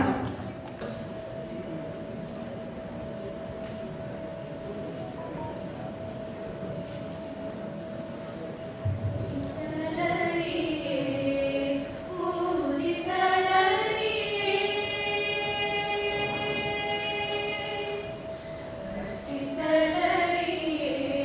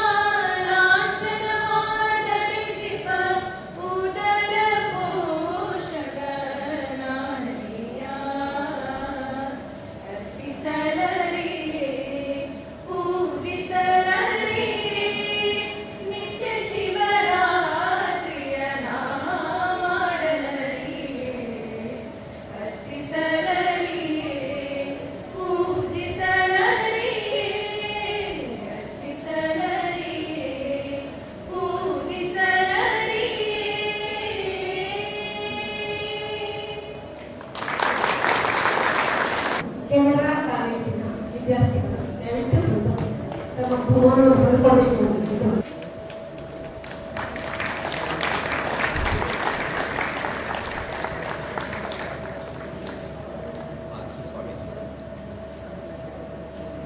ಪಡೆದುಕೊಂಡವರು ಗೋಕರ್ಣನಾಥ ಶಿಕ್ಷಕ ತರಬೇತಿಯ ವಿದ್ಯಾರ್ಥಿಗಳು. ಗೋಕರ್ಣನಾಥ ಶಿಕ್ಷಕ ತರಬೇತಿಯ ವಿದ್ಯಾರ್ಥಿಗಳು.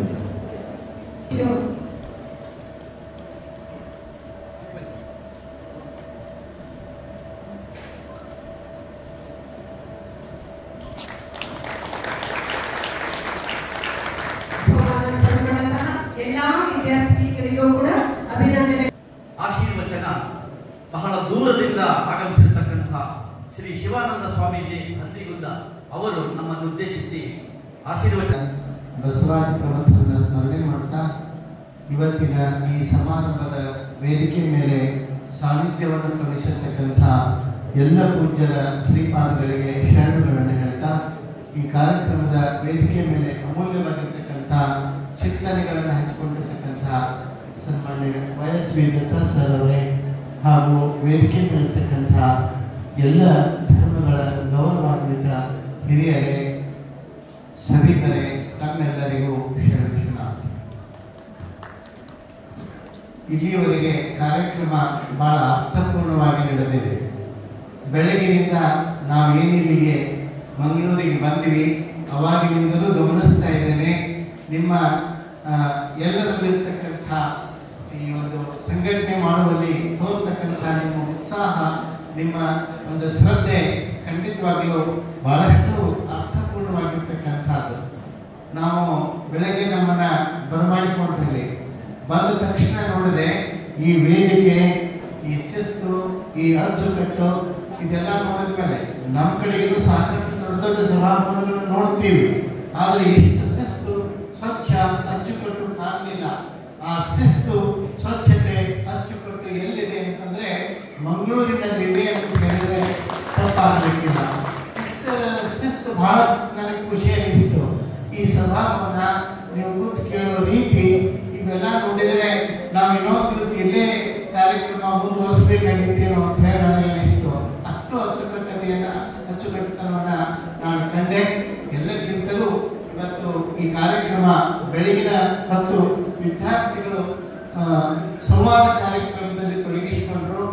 ನನಗನ್ನಿಸ್ತದ ಬಹುಶಃ ನಾವು ಈ ಭಾಗದೊಳಗೆ, ಕರಾವಳಿ ಭಾಗದೊಳಗೆ, ಮಂಗಳೂರು ಮತ್ತು ಉಡುಪಿ ಇರ್ತಕ್ಕಂಥ ವಿದ್ಯಾರ್ಥಿಗಳಿರ್ತಕ್ಕಂಥ ಒಂದು ಹೊಸತನ, ಒಂದು ಶ್ರದ್ಧೆ, ಒಂದು ವಿಷಯಗಳ ಬಗ್ಗೆ ಅವ್ರಿಗಿರ್ತಕ್ಕಂಥ ಜ್ಞಾನ, ಇವೆಲ್ಲವನ್ನ ನೋಡಿದಾಗ ವಯಸ್ಸಿಗೆ ಮೀರಿದಂಥ ಅನುಭವ ವಿದ್ಯಾರ್ಥಿಗಳಲ್ಲಿ ನನಗೆ ಕಂಡು ಬಂತು. ಬಹಳ ಖುಷಿ ಅನಿಸ್ತು.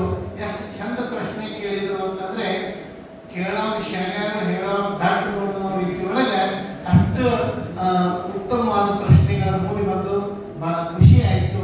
ಹಾಗೆಯೇ ಇವತ್ತ ಈ ವೇದಿಕೆ ಮೇಲೆ ನಮ್ಮ ಚಾರುಕೀರ್ತಿ ಭಟ್ಟಾರಕ ಸ್ವಾಮೀಜಿ ಅವರಿದ್ದಾರೆ, ಆಮೇಲೆ ನಮ್ಮ ಕ್ರಿಶ್ಚಿಯನ್ ಧರ್ಮಗುರುಗಳಿದ್ದಾರೆ, ಫಾದರ್ ಇದ್ದಾರೆ, ಹಾಗೆಯೇ ಇಸ್ಲಾಂ ಸಹೋದರಿ ಅವರು ಬರೆದಿರ್ತಕ್ಕಂಥ ಪುಸ್ತಕ ಬಸವಣ್ಣ ವರು ಹಯಾನ್ ಒಂದು ಚಿಂತನೆ, ಬಸವಣ್ಣ ಒಂದು ಚಿಂತನೆ ಅನ್ನುವಂಥ ಕೃತಿ ಇವತ್ತಿಲ್ಲಿ ಬಿಡುಗಡೆ ಆಯಿತು. ನನಗಿಷ್ಟು ಖುಷಿ ಅನ್ನಿಸ್ತದ.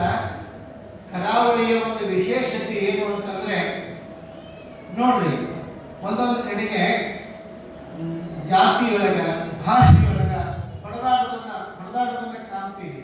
ಬಹುಶಃ ತುಳು, ಕೊಂಕಣಿ, ಆಮೇಲೆ ಮಲಯಾಳಿ, ಆಮೇಲೆ ಇದೊಂದು ಬ್ಯಾರಿ ಭಾಷೆ ಅಂತ ಹೇಳಿ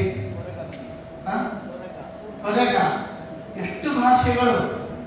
ಬಹುಶಃ ಆಮೇಲೆ ಕೊಡವ, ಹವ್ಯಕ, ಇದೆಲ್ಲ ಹೇಳಿದ ಮೇಲೆ ನನಗೆ ಕೇಳಿದ ಮೇಲೆ ಅನಿಸ್ತು ಇದು ಮಂಗಳೂರು ಅಂದ್ರೆ ಒಂದು ಸ್ಮಾಲ್ ಕರ್ನಾಟಕ ಅಂತ ಹೇಳಿದ್ರೆ ತಪ್ಪಾಗಲಿಕ್ಕಿಲ್ಲ.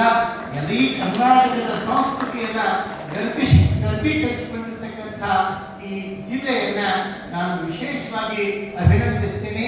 ವಿವಿಧತಾದಲ್ಲಿ ಏಕತಾ ಅಂತ ಹೇಳ್ತೀವಿ ನಾವು. ಬಹುತ್ವ ಸಂಸ್ಕೃತಿ ಏನಿದೆ, ಎಲ್ಲರೂ ಒಂದೆನ್ನುವಂತ ಭಾವ ಎಷ್ಟು ಚಂದ ಎಲ್ಲರೂ ಕೂಡಿ ಇದರೊಳಗೆ ತೊಡಗಿಕೊಂಡಿರ್ತಕ್ಕಂಥದ್ದು. ಅದರೊಳಗೆ ಆ ಸಹೋದರಿ ಅನುವಾದ ಮಾಡಿದ್ದನ್ನ ಓದಿದೆ. ಬಸವಣ್ಣನವರ ವಚನಗಳನ್ನ ಎಷ್ಟು ಚಂದ ಆ ಭಾಷೆಗೆ ಅನುವಾದ ಮಾಡಿದ್ದಾರೆ. ಬಹುಶಃ ನನಗನ್ನಿಸ್ತದೆ ಈ ಬಸವಣ್ಣ ಅವನ ವಿಚಾರಗಳು ಎಲ್ಲೋ ಬಿಟ್ಟು ಹೋಗ್ತವೆ ಅನ್ನುವಂಥ ಸಂದರ್ಭದೊಳಗ ಬಿಟ್ಟು ಹೋಗ್ತಿಲ್ಲ. ಇನ್ನು ಉಳಿದ ಭಾಷೆಗಳಿಗೂ ಬಸವಣ್ಣ ಹೋಗ್ತಾ ಇದ್ದಾನೆ ತನ್ನ ವಿಚಾರಗಳ ಮೂಲಕ ಅನ್ನೋದನ್ನ ಇವತ್ತು ಆ ಕೃತಿ ಬಿಡುಗಡೆ ಮೂಲಕ ನನಗೆ ಹೇಳಿದ್ರು. ಅದರ ಬಗ್ಗೆ ಬಹಳ ಸುಂದರವಾಗಿ ಹೇಳಿದರು. ನಮ್ಮ ಸಾಣೆಹಳ್ಳಿ ಪಂಡಿತಾರಾಧ್ಯ ಗುರುಗಳು ಶಿವಾಚಾರ್ಯ ಸ್ವಾಮೀಜಿ ಬರೆದಿರ್ತಕ್ಕಂಥ ಈ ಪುಸ್ತಕವನ್ನ ಶಮೀಮಾ ಗುಪ್ತಾ ಅನುವಾದ ಮಾಡಿದ್ದಾರೆ. ನಾನು ಈ ಮಠಾಧಿಪತಿಗಳ ಒಕ್ಕೂಟದ ಪರವಾಗಿ ಆ ಸಹೋದರಿಯನ್ನ ಹೃದಯಾಲಯ ಅಭಿನಂದಿಸ್ತೇವೆ. ಎಲ್ಲರೂ ಜೋರಾಗಿ ಚಪ್ಪಾಳೆ ತಟ್ಟುವ ಮೂಲಕ ಅವರ ಕಾರ್ಯವನ್ನ ಅನುಮೋದಿಸಿಕೊಳ್ಳತಕ್ಕಂಥ ಮಾತನ್ನು ಹೇಳ್ತಾ, ಎಷ್ಟು ವೈವಿಧ್ಯತೆಯ ವಿಶೇಷತೆಗಳ ತವರು ಕರಾವಳಿ. ನಾವು ಅನ್ಕೋತಿದ್ದೀವಿ ಬಸವಣ್ಣ ಮಂಗಳೂರಿಗೆ ಕರಾವಳಿಗೆ ಏನು ಪರಿಚಯ ಅಂತ ಹೇಳಿ. ಇನ್ನು ಮುಂದೆ ನಾವು ನಿಶ್ಚಿಂತ ಆಗಿರ್ಬೋದು. ಇಂಥ ಕೃತಿಗಳು ಬಂದು ಅಂತಂದ್ರೆ ನಮ್ಮ ಕೆಲಸ ಇಲ್ಲ ಅಂತ ಹೇಳಿದ್ರು ತಪ್ಪಾಗಲಿಕ್ಕಿಲ್ಲ. ಬಸವಣ್ಣ ಎಲ್ಲರ ಮನೆಗೂ ಮುಡ್ತಾನೆ ಅಂತಕ್ಕಂಥ ಒಂದು ಭರವಸೆ ಇವತ್ತಿನ ಸಮಾರಂಭದ ಮೂಲಕ ಸಿಕ್ತು. ನಮ್ಮ ವಯಸ್ವಿ ದತ್ತ ಸರ್ ಬಹಳ ಚಂದ ಚಿಂತನೆಗಳನ್ನು ಹೇಳಿದರು. ಅವ್ರು ಹೇಳೋದು ನೋಡಿದ ನನಗೆ ನಿಂತು ಅವ್ರು ಸುಮ್ಮ ಯಾವುದರ ಮಟ್ಟಕ್ಕೆ ಸ್ವಾಮಿಗಳಾಗಿದ್ರೆ ಬಹಳ ಚಲೋ ಇರ್ತೈತೆ ಅಂತ ಹೇಳಿ ಎಷ್ಟು ಚಂದ ಹೇಳಿದ್ರು ಅವರು. ಬಹುಶಃ ನಾನು ಆ ಮಾತುಗಳನ್ನು ಬಹಳ ಗಂಭೀರವಾಗಿ ಗಮನಿಸ್ತಿದ್ದೆ. ಬಹುಶಃ ನಾನು ಹೇಳಿದ್ರಲ್ಲಿ ಏನು ತಪ್ಪಿಲ್ಲ. ಬಹುತೇಕ ರಾಜಕಾರಣಿಗಳಲ್ಲಿ ಇಷ್ಟು ಸ್ಪಷ್ಟ, ಇಷ್ಟು ಸ್ವಚ್ಛ ರಾಜಕಾರಣಿ ನಾವು ಹೆಮ್ಮೆಯಿಂದ ಹೇಳ್ಬೋದು ವಯಸ್ಸಿನ ಸರ್ ಅಂತ ಹೇಳಿದ್ರೆ. ಚುನಾವಣೆಯೊಳಗೆ ಹೆಂಗೆ ಚುನಾವಣೆ ನಡೀತಾವೆ ನನ್ಕಿಂತ ಚಂದ ನೀವು ನೋಡ್ತೀರಿ. ಆದ್ರೆ ದತ್ತಾ ಸರ್ ಚುನಾವಣೆ ಅಂತಂದ್ರೆ ನಾನು ಬಹಳ ಕುತೂಹಲದಿಂದ ಗಮನಿಸ್ತಿದ್ದೆ. ಫಲಿತಾಂಶ ಬರುವವರೆಗೂ ಗಮನಿಸ್ತಿದ್ದೆ. ನಾವೇನೋ ಕಳ್ಕೊಂಡು ಬಿಟ್ಟಿದ್ದೀವಿ ಭರವಸೆ. ಏನವ್ರ ಆಯ್ಕೆ ಆದ್ರು ಅಂತ ನೋಡಿದೆ ನನಗನಿಸ್ತು ಇನ್ನೂ ಒಂದಿಷ್ಟು ನಾವು ಭರವಸೆ ಇಡಬಹುದು ಇದ್ರೊಳಗೆ ಅಂತಕ್ಕಂಥ ಆಶಯ ನನಗೆ ಅವತ್ತನಿಸ್ತು. ಅದು ಸಾರ್ಥಕವಾದದ್ದು. ನಿಜವಾಗಿಯೂ ಅಂಥ ಒಂದು ಪ್ರಯತ್ನಗಳನ್ನ ನಾವು ಬೆಂಬಲಿಸಬೇಕು. ಅಂಥ ವ್ಯಕ್ತಿಗಳು ನಾವು ವಯಸ್ಸಿ ದತ್ತಾ ಅವರನ್ನು ಬೆಂಬಲಿಸ್ತೇವೆ ಅಂತ ಹೇಳಾಕತ್ತಿಲ್ಲ. ಪ್ರಾಮಾಣಿಕತೆಯನ್ನ, ಒಳ್ಳೆಯ ತನವನ್ನ ಅವ್ರು ಯಾರೇ ಇರಲಿ ಅದನ್ನು ಬೆಂಬಲಿಸುವಂತಹ ಪಟ್ಟು ಮನಸ್ಸು ನಮ್ಮದು ಆಗಬೇಕು ಅನ್ನತಕ್ಕಂಥ ಹಿನ್ನೆಲೆಯೊಳಗೆ ನಮ್ಮ ಉಮರ್ ಅವರು ತಮ್ಮೆಲ್ಲ ಸಹಚರರೊಂದಿಗೆ, ತಂಡದೊಂದಿಗೆ ಎಲ್ಲರ ಜೊತೆಗೆ ಸೇರಿಕೊಂಡು ಈ ಕಾರ್ಯಕ್ರಮವನ್ನ ಬಹಳ ಅರ್ಥಪೂರ್ಣವಾಗಿ ನಡೆಸಿದ್ರು. ನೋಡಿ, ವೇದಿಕೆ ಮೇಲೆ ಎಷ್ಟು ಜನ ನಮ್ಮ ಸಹೋದರಿ ಬೆಹಂತಿ ಅವರು ಸಹಿತ ಇಲ್ಲಿ ಉಪಸ್ಥಿತರಿದ್ದಾರೆ. ಬೆಳಗಾವಿಯ ಒಳಗಾವದವರು. ಅವ್ರು ಹೇಳಿದ್ರು ನಾನು ಬೆಳಗಾವಿಯವರೇ, ಇಲ್ಲಿ ಎಲ್ಲ ಭಾಷೆಗಳನ್ನು ಕಲ್ತಾರ. ನನಗೂ ಅನಿಸ್ತು ಸ್ವಲ್ಪ ದಿವಸ ನಾನೇ ಇಲ್ಲಿ ಯಾಕೆ ಬಂದಿರಬಾರ್ದು ಭಾಷೆಗಳನ್ನು ಕಲಿಯೋದಕ್ಕೆ. ಮತ್ತೆ ತಿಳ್ಕೊಂಡಿರಿ, ಭಾಷೆಗಳನ್ನು ಕಲಿಯೋದಕ್ಕೆ ನನಗೆ ಭಾಷೆಗಳನ್ನು ಕಲಿಯೋದು ಅಂದ್ರೆ ಬಹಳ ಖುಷಿ. ಆ ಹಿನ್ನೆಲೆಯೊಳಗೆ ಎಷ್ಟು ವೈವಿಧ್ಯತೆ ತುಂಬಿರ್ತಕ್ಕಂಥ ಈ ಒಂದು ಸಂದರ್ಭದೊಳಗೆ ನನಗೆ ಇನ್ನೊಂದು ಏನು ಆಸೆ ಇದ್ರು, ನಮ್ಮ ಭಟ್ಟಾರಕ ಗುರುಜಿಯವರು, ನಮ್ಮ ಪಾದ್ರಿಯವರು, ಆಮೇಲೆ ಬಹಳಷ್ಟು ಇಸ್ಲಾಮಿಯರು, ಇವರೆಲ್ಲ ಸ್ವತಂತ್ರ ಧರ್ಮ ಮಾನ್ಯತೆಯನ್ನು ತಗೊಂಡವರು. ಇವರೆಲ್ಲ ಕೂತದನ್ನ ನೋಡಿ ನನಗೇನು ಅನಿಸ್ತದ ಅಂತಂದ್ರೆ ಇದೇ ಸಾಲಿನಾಗ ನಮ್ಮದು ನಂಬರ್ ಇಷ್ಟ್ರಾಗ ಬರ್ತದೇನೋ ಅಂತಕ್ಕಂಥ ಭರವಸೆ ನನಗೆ ಮೂಡ್ತಾ ಇದೆ. ನಾವು ಇದೇ ಲೈನ್ ಒಳಗೆ ಕೂಡ್ತೀವಿ ಏನೋ ಅಂತಕ್ಕಂಥ ಒಂದು ಆಶಾಭಾವ ನನ್ನಲ್ಲಿ ಉಂಟಾಗಿದ್ದಂತೂ ಸತ್ಯ. ನಿಮ್ಮೆಲ್ಲರ ಪ್ರೀತಿಗೆ, ನಿಮ್ಮೆಲ್ಲರ ವಿಶ್ವಾಸಕ್ಕೆ ನಾವೆಲ್ಲರೂ ಮುಖ್ಯ ವಿಸ್ಮಿತರಾಗಿದ್ದೇವೆ. ನಿಮ್ಮ ವಿಶ್ವಾಸವನ್ನ, ನಿಮ್ಮ ಪ್ರೀತಿಯನ್ನ ನಾವು ಮನಸಾರೆ ಅಭಿನಂದಿಸ್ತಾ ಲಿಂಗಾಯತ ಮಠಾಧಿಪತಿಗಳ ಒಕ್ಕೂಟದ ಪರವಾಗಿ ಇಲ್ಲಿನ ಯಾವತ್ತೂ ಕಾರ್ಯಕರ್ತರನ್ನ, ಹಿರಿಯರನ್ನ, ವಿದ್ಯಾರ್ಥಿನಿಯರನ್ನ, ಪ್ರಾಂಶುಪಾಲರನ್ನ, ಆಡಳಿತ ಮಂಡಳಿಯ ಮುಖ್ಯಸ್ಥರನ್ನ ಮತ್ತೊಮ್ಮೆ ಅಭಿನಂದಿಸಿ ಎರಡು ಮಾತುಗಳನ್ನ ಮುಗಿಸ್ತೇನೆ. ಕಾರ್ಯಕ್ರಮಕ್ಕೆ ಮುಖ್ಯ ಅತಿಥಿಗಳಾಗಿ ಆಗಮಿಸಿರ್ತಕ್ಕಂಥ ವಂದನೀಯ ಧರ್ಮಗುರು ಶ್ರೀ ವಿಶಾಲ್ ಮೋನಿಸ್, ಮಂಗಳೂರು ಕ್ಯಾಥೋಲಿಕ್ ಧರ್ಮ ಪ್ರಾಂತ್ಯ ಇದರ ಧರ್ಮಗುರುಗಳು, ಅವರು ಮುಖ್ಯ ಅತಿಥಿಗಳ ನೆಲೆಯಲ್ಲಿ ನಮ್ಮನ್ನು ಉದ್ದೇಶಿಸಿ ಮಾತನಾಡಬೇಕು ಅಂತ ಕೇಳ್ಕೊಳ್ತಾ ಇದ್ದಾರೆ. ಒಂದು ಪ್ರಶ್ನೆ ಇದೆ. ಆ ಪ್ರಶ್ನೆ ಇಷ್ಟೇ, ಒಂದೇ ಒಂದು ಅಂತ ಹೇಳುವುದು ಈ ಪ್ರಪಂಚದಲ್ಲಿ ಯಾವುದಿದೆ ಅಂತ ಹೇಳಿ, ಒಂದೇ ಇರುವುದು ಅಂತ ಹೇಳುವ ವಿಚಾರ ಯಾವುದಿದೆ? ಭೂಮಿ ಒಂದೇ ಅಂತ ನಾವು ಹೇಳ್ತೇವೆ, ಆದರೆ ಭೂಮಿ ವಿವಿಧ ಗ್ರಹಗಳಲ್ಲಿ ಒಂದು. ಹೀಗೆ ನೋಡಿದರೆ ಒಂದೇ ಅಂತ ಹೇಳುವ ಒಂದು ಅಂತ ಹೇಳುವುದು ಯಾವುದೇ ಇಲ್ಲ. ಎಲ್ಲದರಲ್ಲೂ ವಿಭಿನ್ನಗಳಿವೆ, ವಿಚಾರಗಳಿವೆ, ವಿವಿಧತೆ ಇದೆ, ವಿಭಿನ್ನತೆ ಇದೆ. ಕೇವಲ ನಮ್ಮ ಹಸ್ತ ಮುಷ್ಟಿ ನೋಡಿದರೂ ನಮಗೆ ಕಾಣಿಸಿರುತ್ತದೆ, ಬೆರಳುಗಳು ವಿವಿಧ ರೀತಿಯಲ್ಲಿವೆ. ಆದರೆ ಮುಷ್ಟಿ ಹಿಡಿಯಲು ಈ ಬೆರಳುಗಳು ಸಹಕಾರ ಕೊಡುತ್ತೆ. ಬೆರಳುಗಳ ಎತ್ತರ, ಅಗಲ, ವಿವಿಧತೆ ಇದೆ. ಆದರೆ ಮುಷ್ಟಿ ಹಿಡಿಯಲು ಈ ಬೆರಳುಗಳು ಸಹಕಾರ ಕೊಡುತ್ತೆ. ಸಮಾಜದಲ್ಲಿ ಈ ಮುಷ್ಟಿ ಇದ್ದ ಹಾಗೆ ಇಂಥ ವಿವಿಧತೆಗಳು ಅಗತ್ಯವಾಗಿವೆ.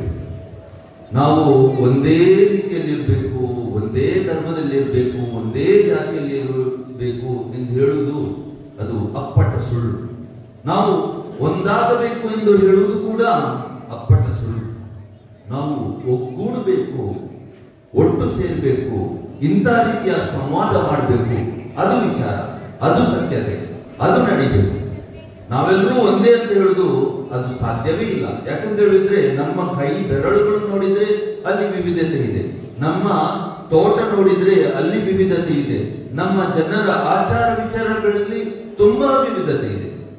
ಇದನ್ನೆಲ್ಲವನ್ನು ನಾವು ನೋಡಬೇಕು, ಆನಂದಿಸಬೇಕು. ಇದರ ವಿಚಾರಗಳನ್ನು ನಾವಿಲ್ಲಿ ಧಾರ್ಮಿಕ ಸಾಮರಸ್ಯದ ಬಗ್ಗೆ ಮಾತನಾಡುವಾಗ ಬಸವಣ್ಣನವರ ವಚನಗಳ ಬೆಳಕನ್ನು ಹರಿಸಬೇಕು. ಅವರು ಕೂಡ ಎಂದು ನಾವೆಲ್ಲರೂ ಒಂದಾಗೋಣ, ಒಂದೇ ಇರೋಣ, ಒಂದೇ ನಾವೆಲ್ಲರೂ ಅಂತ ಹೇಳಿಲ್ಲ. ನಾವು ಒಗ್ಗೂಡಬೇಕು, ಒಟ್ಟು ಸೇರಬೇಕು, ವಿಚಾರವನ್ನು ವಿನಿಮಯ ಮಾಡಬೇಕು. ಆದ್ದರಿಂದ ನಾವು ಬೆಳಿಬೇಕು. ಮನುಷ್ಯತ್ವ ಬೆಳೆಯುವುದು, ಮಾನವ ಧರ್ಮ ಬೆಳೆಯುವುದು ನಾವು ಒಟ್ಟು ಸೇರಿ ಸಾಮರಸ್ಯದ ಬಗ್ಗೆ ವಿಚಾರ ಮಾಡಿದಾಗ. ನಾನು ಕ್ರೈಸ್ತ ಧರ್ಮದವನು. ಕ್ರೈಸ್ತ ಧರ್ಮ ಕೂಡ ಒಂದೇ ಇಲ್ಲ. ಕ್ರೈಸ್ತ ಧರ್ಮದಲ್ಲಿ ಕೂಡ ಬೇರೆ ಬೇರೆ ಪ್ರೊಟೆಸ್ಟೆಂಟರಿದ್ದಾರೆ, ಕಥೋಲಿಕರಿದ್ದಾರೆ, ವಿವಿಧತೆ ಇದೆ. ಮುಸ್ಲಿಂ ಧರ್ಮದಲ್ಲಿ ಕೂಡ ಒಂದೇ ಮುಸ್ಲಿಂ ಧರ್ಮ ಅಂತ ಹೇಳಿಕ್ಕೆ ಆಗುವುದಿಲ್ಲ. ಹಿಂದೂ ಧರ್ಮದಲ್ಲಿ ಕೂಡ ಹಾಗೆ, ಯಾವುದೇ ಧರ್ಮದಲ್ಲಿ ಕೂಡ ಇರಲಿ, ವಿಚಾರಗಳಲ್ಲಿ ಇರಲಿ, ಜಾತಿಯಲ್ಲಿ ಇರಲಿ, ಹೀಗೆ ನೋಡುವಾಗ ತುಂಬಾ ವಿವಿಧತೆ ಇದೆ. ಮೊನ್ನೆ ನಾವೆಲ್ಲರೂ ಒಟ್ಟು ಸೇರಿ ಇದರ ಬಗ್ಗೆ ಅರ್ಥೈಸೋಣ, ಇದರ ಬಗ್ಗೆ ಸಂವಾದ ಮಾಡೋಣ. ಈ ಸಮಾಜಕ್ಕೆ ಬೇಕಾಗಿರುವುದು ನಾವು ಇಂಥ ರೀತಿಯ ಸಂವಾದ ಮಾಡೋದು. ಇಂದು ಪ್ರತಿಯೊಬ್ಬರು ತಮ್ಮ ಬಳಿಯಲ್ಲಿ ತಮ್ಮ ಸಂಖ್ಯೆಯನ್ನು ಹೆಚ್ಚಿಸಲು ನೋಡ್ತಾರೆ. ನಾವು ರಾಜಕೀಯದ ಬಗ್ಗೆ ನಾವು ಮಾತನಾಡಿದ್ದೇವೆ. ವಿಶೇಷವಾಗಿ ರಾಜಕೀಯದವರು ತಮ್ಮ ಸಂಖ್ಯೆಯನ್ನು ಹೆಚ್ಚಿಸಲು ನೋಡ್ತಾರೆ. ಒಂದು ರೀತಿಯ ಕಾಂಪಿಟಿಷನ್. ಈ ಕಾಂಪಿಟಿಷನ್ ಅಲ್ಲಿ ಯಾರು ಬಡವರಾಗ್ತಾರೆ? ಸಮಾಜ ಬಡವಾಗಿದೆ. ಇಂಥ ರೀತಿಯ ನಮ್ಮ ಸಂಖ್ಯೆ ಹೆಚ್ಚಿಸಬೇಕು. ನಾನು ಕ್ರೈಸ್ತನಾಗಿ ನನ್ನ ಸಂಖ್ಯೆ ಹೆಚ್ಚಿಸಬೇಕು, ನಾನು ಮುಸ್ಲಿಂನಾಗಿ ನನ್ನ ಸಂಖ್ಯೆ ಹೆಚ್ಚಿಸಬೇಕು, ನಾನು ಹಿಂದೂ ಆಗಿ ನನ್ನ ಸಂಖ್ಯೆ ಹೆಚ್ಚಿಸಬೇಕು, ನಾನು ಈ ಪಾಠ್ಯವನಾಗಿ ನನ್ನ ಸಂಖ್ಯೆ ಹೆಚ್ಚಿಸಬೇಕು. ಇಂಥ ರೀತಿಯಿಂದ ಸಮಾಜಕ್ಕೆ ಕೆಡುಕಾಗಿದೆ. ಈ ಸಂಖ್ಯೆ ಹೆಚ್ಚು ಮಾಡುವ ಬದಲು ನಾವು ಸಮಾಜದ ಸ್ವಾಸ್ಥ್ಯವನ್ನು ಹೆಚ್ಚು ಮಾಡಲು ನಾವು ಪ್ರಯತ್ನಿಸಿದ್ರೆ ಖಂಡಿತವಾಗಿ ನಮ್ಮ ಸಮಾಜದಲ್ಲಿ ತುಂಬಾ ಒಳ್ಳೆಯದನ್ನ ನಾವು ನೋಡಬಹುದಿತ್ತು. ಈಗ ನಮಗೆ ಬೇಕು ಸಂಖ್ಯೆ ಹೆಚ್ಚು ಮಾಡುವುದಲ್ಲ, ಸ್ವಾಸ್ಥ್ಯ ಹೆಚ್ಚು ಮಾಡುವುದು. ನನ್ನ ನೆರೆಯವನ ಒಳ್ಳೆಯತನವನ್ನು ಹೆಚ್ಚು ಮಾಡುವುದು. ಇಂಥ ರೀತಿಯ ವಿಚಾರ ನಾವು ಮಾಡೋಣ. ನನ್ನ ಕೊನೆಯದಾದಂಥ ಮಾತು ಇಷ್ಟೇ. ಒಂದಾಗುವುದು, ಏಕತೆ ಅಂತ ಹೇಳುವುದು ಅದು ಅಪ್ಪಟ ಸುಳ್ಳು. ಆದರೆ ನಾವು ಒಗ್ಗೂಡುವುದು, ಒಟ್ಟು ಸೇರುವುದು, ಸಾಮರಸ್ಯದ ಬಗ್ಗೆ ಮಾತನಾಡುವುದು, ಸಂವಾದ ಮಾಡುವುದು ಅದು ಸತ್ಯ. ಎಲ್ಲರೂ ನಾವು ಒಂದೇ ಅಂತ ಹೇಳುವುದು ಅದು ಅಪ್ಪಟ ಸುಳ್ಳು. ಅದು ಸಾಧ್ಯವೇ ಇಲ್ಲ. ಅದು ದೇವರ ವಿಚಾರ ಕೂಡ ಅಲ್ಲ. ದೇವರು ಈ ಸಮಾಜದಲ್ಲಿ ವಿವಿಧತೆಯನ್ನು ಸೃಷ್ಟಿಸಿದ್ದಾರೆ. ನಾವು ಒಂದು ಆಗುವುದು ಯಾವಾಗ? ನಾವು ಒಂದಾಗುವುದು ನಮ್ಮ ಮರಣ ಸಮಯದಲ್ಲಿ. ನಾವು ಸತ್ತಾಗ ಪಂಚಭೂತ ವಿಲೀನ. ಆಗ ಮಣ್ಣಿನಲ್ಲಿ, ಗಾಳಿಯಲ್ಲಿ, ನೀರಿನಲ್ಲಿ ಒಂದಾಗುತ್ತೇವೆ. ನಾವು ಒಂದಾಗುವುದು ಯಾವಾಗ? ಸತ್ತ ಮೇಲೆ ದೇವರಲ್ಲಿ. ಅಷ್ಟರವರೆಗೆ ನಾವು ಇಲ್ಲಿ ವಿವಿಧತೆಯಲ್ಲಿ ಇರಬೇಕು. ನಾನು ಏನು ಪಾಲಿಸ್ತೇನೆ ಅದನ್ನು ಗೌರವಿಸುವುದು, ಅವರು ಅವರಾಗಿ, ನಾನು ನಾನಾಗಿ. ಇಂಥ ವಿಚಾರದಲ್ಲಿ ಬಸವಣ್ಣನವರ ವಚನದ ಬೆಳಕು ನಮ್ಮ ಹೃದಯಕ್ಕೆ ತಟ್ಟದೆ. ನಮ್ಮ ಹೃದಯದಲ್ಲಿರುವ ಕತ್ತಲು ಬಸವಣ್ಣನವರ ವಚನಗಳಿಂದ ಬೆಳಕಾಗಿ ನಮ್ಮ ಸಮಾಜದಲ್ಲಿ ಒಟ್ಟು ಸೇರಿ ಸಂವಾದ ಮಾಡಿ ಒಗ್ಗೂಡಿ ಒಳ್ಳೆಯತನವನ್ನು ನಿರ್ಮಿಸಲು ನಮ್ಮ ಸಂಖ್ಯೆ ಹೆಚ್ಚು ಮಾಡುವುದರ ಬದಲು ಸಮಾಜದ ಸ್ವಾಸ್ಥ್ಯವನ್ನು ಹೆಚ್ಚು ಮಾಡಿ ನಾವೆಲ್ಲರೂ ಒಟ್ಟು ಸೇರಿ ಶ್ರಮಿಸೋಣ ಅಂತ ಹೇಳಿ ನನ್ನ ಮಾತುಗಳನ್ನು ಕೊನೆಗೊಳಿಸುತ್ತೇನೆ. ಧನ್ಯವಾದಗಳು. ನಮ್ಮ ಈ ಕಾರ್ಯಕ್ರಮದ ಮುಖ್ಯ ಅತಿಥಿಗಳಾಗಿ ಆಗಮಿಸಿದಂಥ ವಂದನೀಯ ಧರ್ಮಗುರು ವಿಶಾಲ್ ಮೋನಿಸ್ ಅವರಿಗೆ ಕೃತಜ್ಞತೆಗಳು, ಧನ್ಯವಾದಗಳು. ಸ್ನೇಹಿತರೆ, ಎಕ್ಸ್ರೇ ಕಣ್ಣಿಗೆ ಕಾಣುವುದು ಅದೇ ಮೂಳೆ ಅದೇ ಕೀಲು.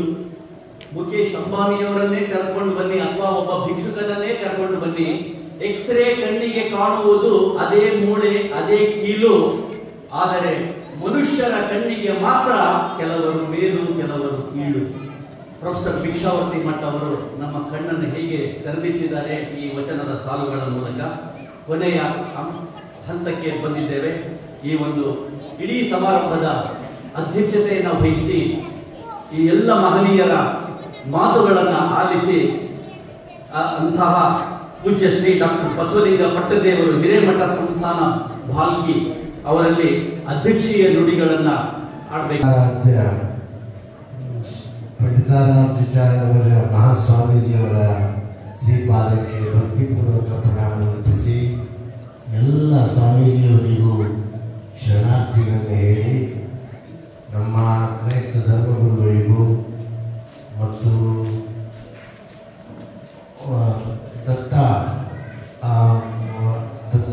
ದತ್ತ ಅವರಿಗೂ ಮತ್ತು ಬೈಂಜಿ ತಾಯಿಯವರಿಗೂ ಎಲ್ಲ ವಿವಿಧ ಗುರುಗಳು ಇಸ್ಲಾಂ ಮುಂತಾದವರೆಲ್ಲರಿಗೂ ಮತ್ತು ಈ ಭಾಷೆ ಬಸವಣ್ಣ ಒಂದು ಚಿಂತನೆಯನ್ನು ಅನುವಾದ ಮಾಡಿದಂಥ ತಾಯಿಯವರಾದ ಶರ್ಮಿಮಾ ಕುತ್ತಾರ್ ಅವರಿಗೂ ಇತರ ಎಲ್ಲರಿಗೂ ಶರಣಾರ್ಥಿಗಳು.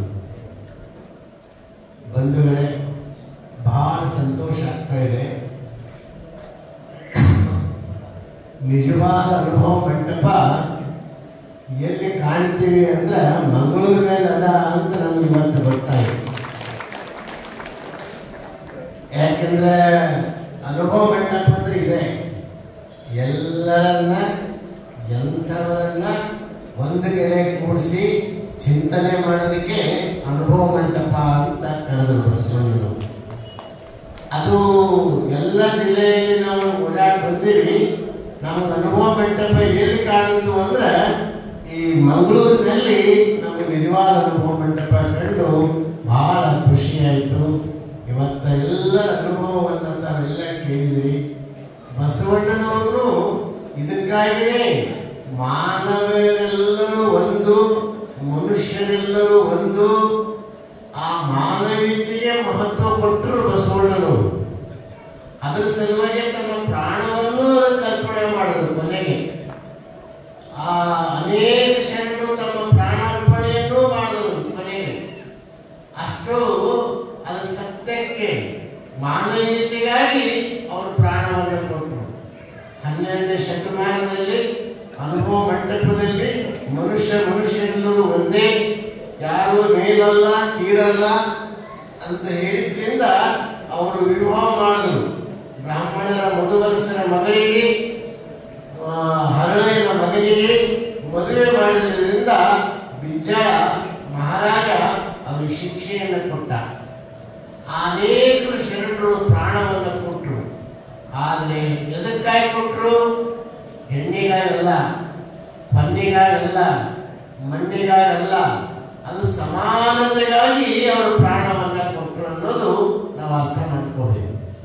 ಅಂಥ ಶರಣರು ಇವತ್ತ ಯಾಕಂದ್ರೆ ಬಸವಣ್ಣನವರು ಚೈತನ್ಯಕ್ಕೆ ಮಹತ್ವ ಕೊಟ್ಟರು, ಜಡಕ್ಕೆ ಮಹತ್ವ ಕೊಟ್ಟಿಲ್ಲ. ಅವರು ಹೇಳ್ತಾರೆ, ನೀನು ಜಡಕ್ಕೆ 1000 ಕೂಡ 101 ಕೂಡ ಅಭಿಷೇಕ ಮಾಡೋದಕ್ಕಿಂತಲೂ ನೀನು ಬಿಸಿಲಿನೊಳಗ ಹೋಗಿ ಬರೋರಿಗೆ 1-2 ಹರಿವೆ ನೀರಿಟ್ಟು ನೀವು ಹೋಗಿ ಬರೋರಿಗೆ ನೀರು ಕುಡಿಸಿದ್ರೆ ಆ 1000 ಕೂಡ ಅಭಿಷೇಕಕ್ಕಿಂತಲೂ ಹೆಚ್ಚಿನ ಪುಣ್ಯ ನಿಮಗೆ ಸಿಗ್ತದಪ್ಪ ಅನ್ನುವಂಥ ತತ್ವ ಅದು ಬಸವ ಮನುಷ್ಯತ್ವಕ್ಕೆ ಮಾನವೀಯತೆಗೆ ಹೆಚ್ಚು ಬೆಲೆ. ಇಲ್ಲಿ ಲಿಂಗಕ್ಕೆ ನೈವೇದ್ಯ ತೋರದ ಮಹತ್ವ ಅಲ್ಲ. ಅವ್ರು ಹೇಳಿದ್ರು, ನೀ ಲಿಂಗಕ್ಕೆ ನೈವೇದ್ಯ ತೋರ್ತಿ, ವಿವಿಧ ವಿವಿಧ ಭಕ್ಷ್ಯ ಭೋಜ್ಯಗಳನ್ನ ಲಿಂಗಕ್ಕೆ ಅರ್ಪಿತ ಮಾಡ್ತಿ, ಅದು ಮಹತ್ವ ಅಲ್ಲ. ಹಸಿದಂಥವ್ರಿಗೆ, ಯಾರು ಬಡವರು ಇರ್ತಾರ, ಯಾರು ಅನಾಥರು ಇರ್ತಾರ, ಯಾರು ದುಃಖಿತರು ಇರ್ತಾರ, ಯಾರು ದೀನರು ಇರ್ತಾರ, ಅಂಥವ್ರಿಗೆ ಒಂದು ತುತ್ತು ನೀ ನೀಡಿದೆ ಅಂದ್ರೆ ಆ ಲಿಂಗಯ್ಯ ಅಂದ್ರೆ ಲಿಂಗಯ್ಯ ಅಂದ್ರೇನು, ಪರಮಾತ್ಮ ಸಂತೋಷ ಪಡ್ತಾನ ಅನ್ನುವಂಥ ತತ್ವ ಬಸವಣ್ಣನವರು ಹೇಳಿದ್ರು. ಆ ದೃಷ್ಟಿಯಿಂದ ಅಂತ ಮಾನವೀಯ ತತ್ವಗಳನ್ನು ಕೊಟ್ಟಿರುವಂತ, ಸಮಾನತೆಯನ್ನು ಕೊಟ್ಟಿರುವಂತ ಅವರು ಬಸವಣ್ಣನವರು ಮನೆ ಬಿಟ್ಟಿದ್ದೇ ಸಮಾನತೆಗೋಸ್ಕರ, ಮನೆ ತ್ಯಾಗ ಮಾಡಿದ್ದೆ ಸಮಾನತೆಗೋಸ್ಕರ. ನನ್ನ ಅಕ್ಕನ ಸಂಸ್ಕಾರ ಆಗ್ಬೇಕು ಮೊದಲು ಅಂತ ಹೇಳಿದ್ರು. ನನ್ನ ಅಕ್ಕ ಇಲ್ಲದ ಸಂಸ್ಕಾರ, ನನ್ನ ತಾಯಿಗಿಲ್ಲಾದಂತ ಸಂಸ್ಕಾರ, ನಮ್ಮ ಆಳ ಮನುಷ್ಯಗಿಲ್ಲಾದಂತ ಸಂಸ್ಕಾರ ನನಗೇಕೆ ಅಂತ ಪ್ರಶ್ನೆ ಮಾಡಿದ್ರು. ನನಗೇಕೆ?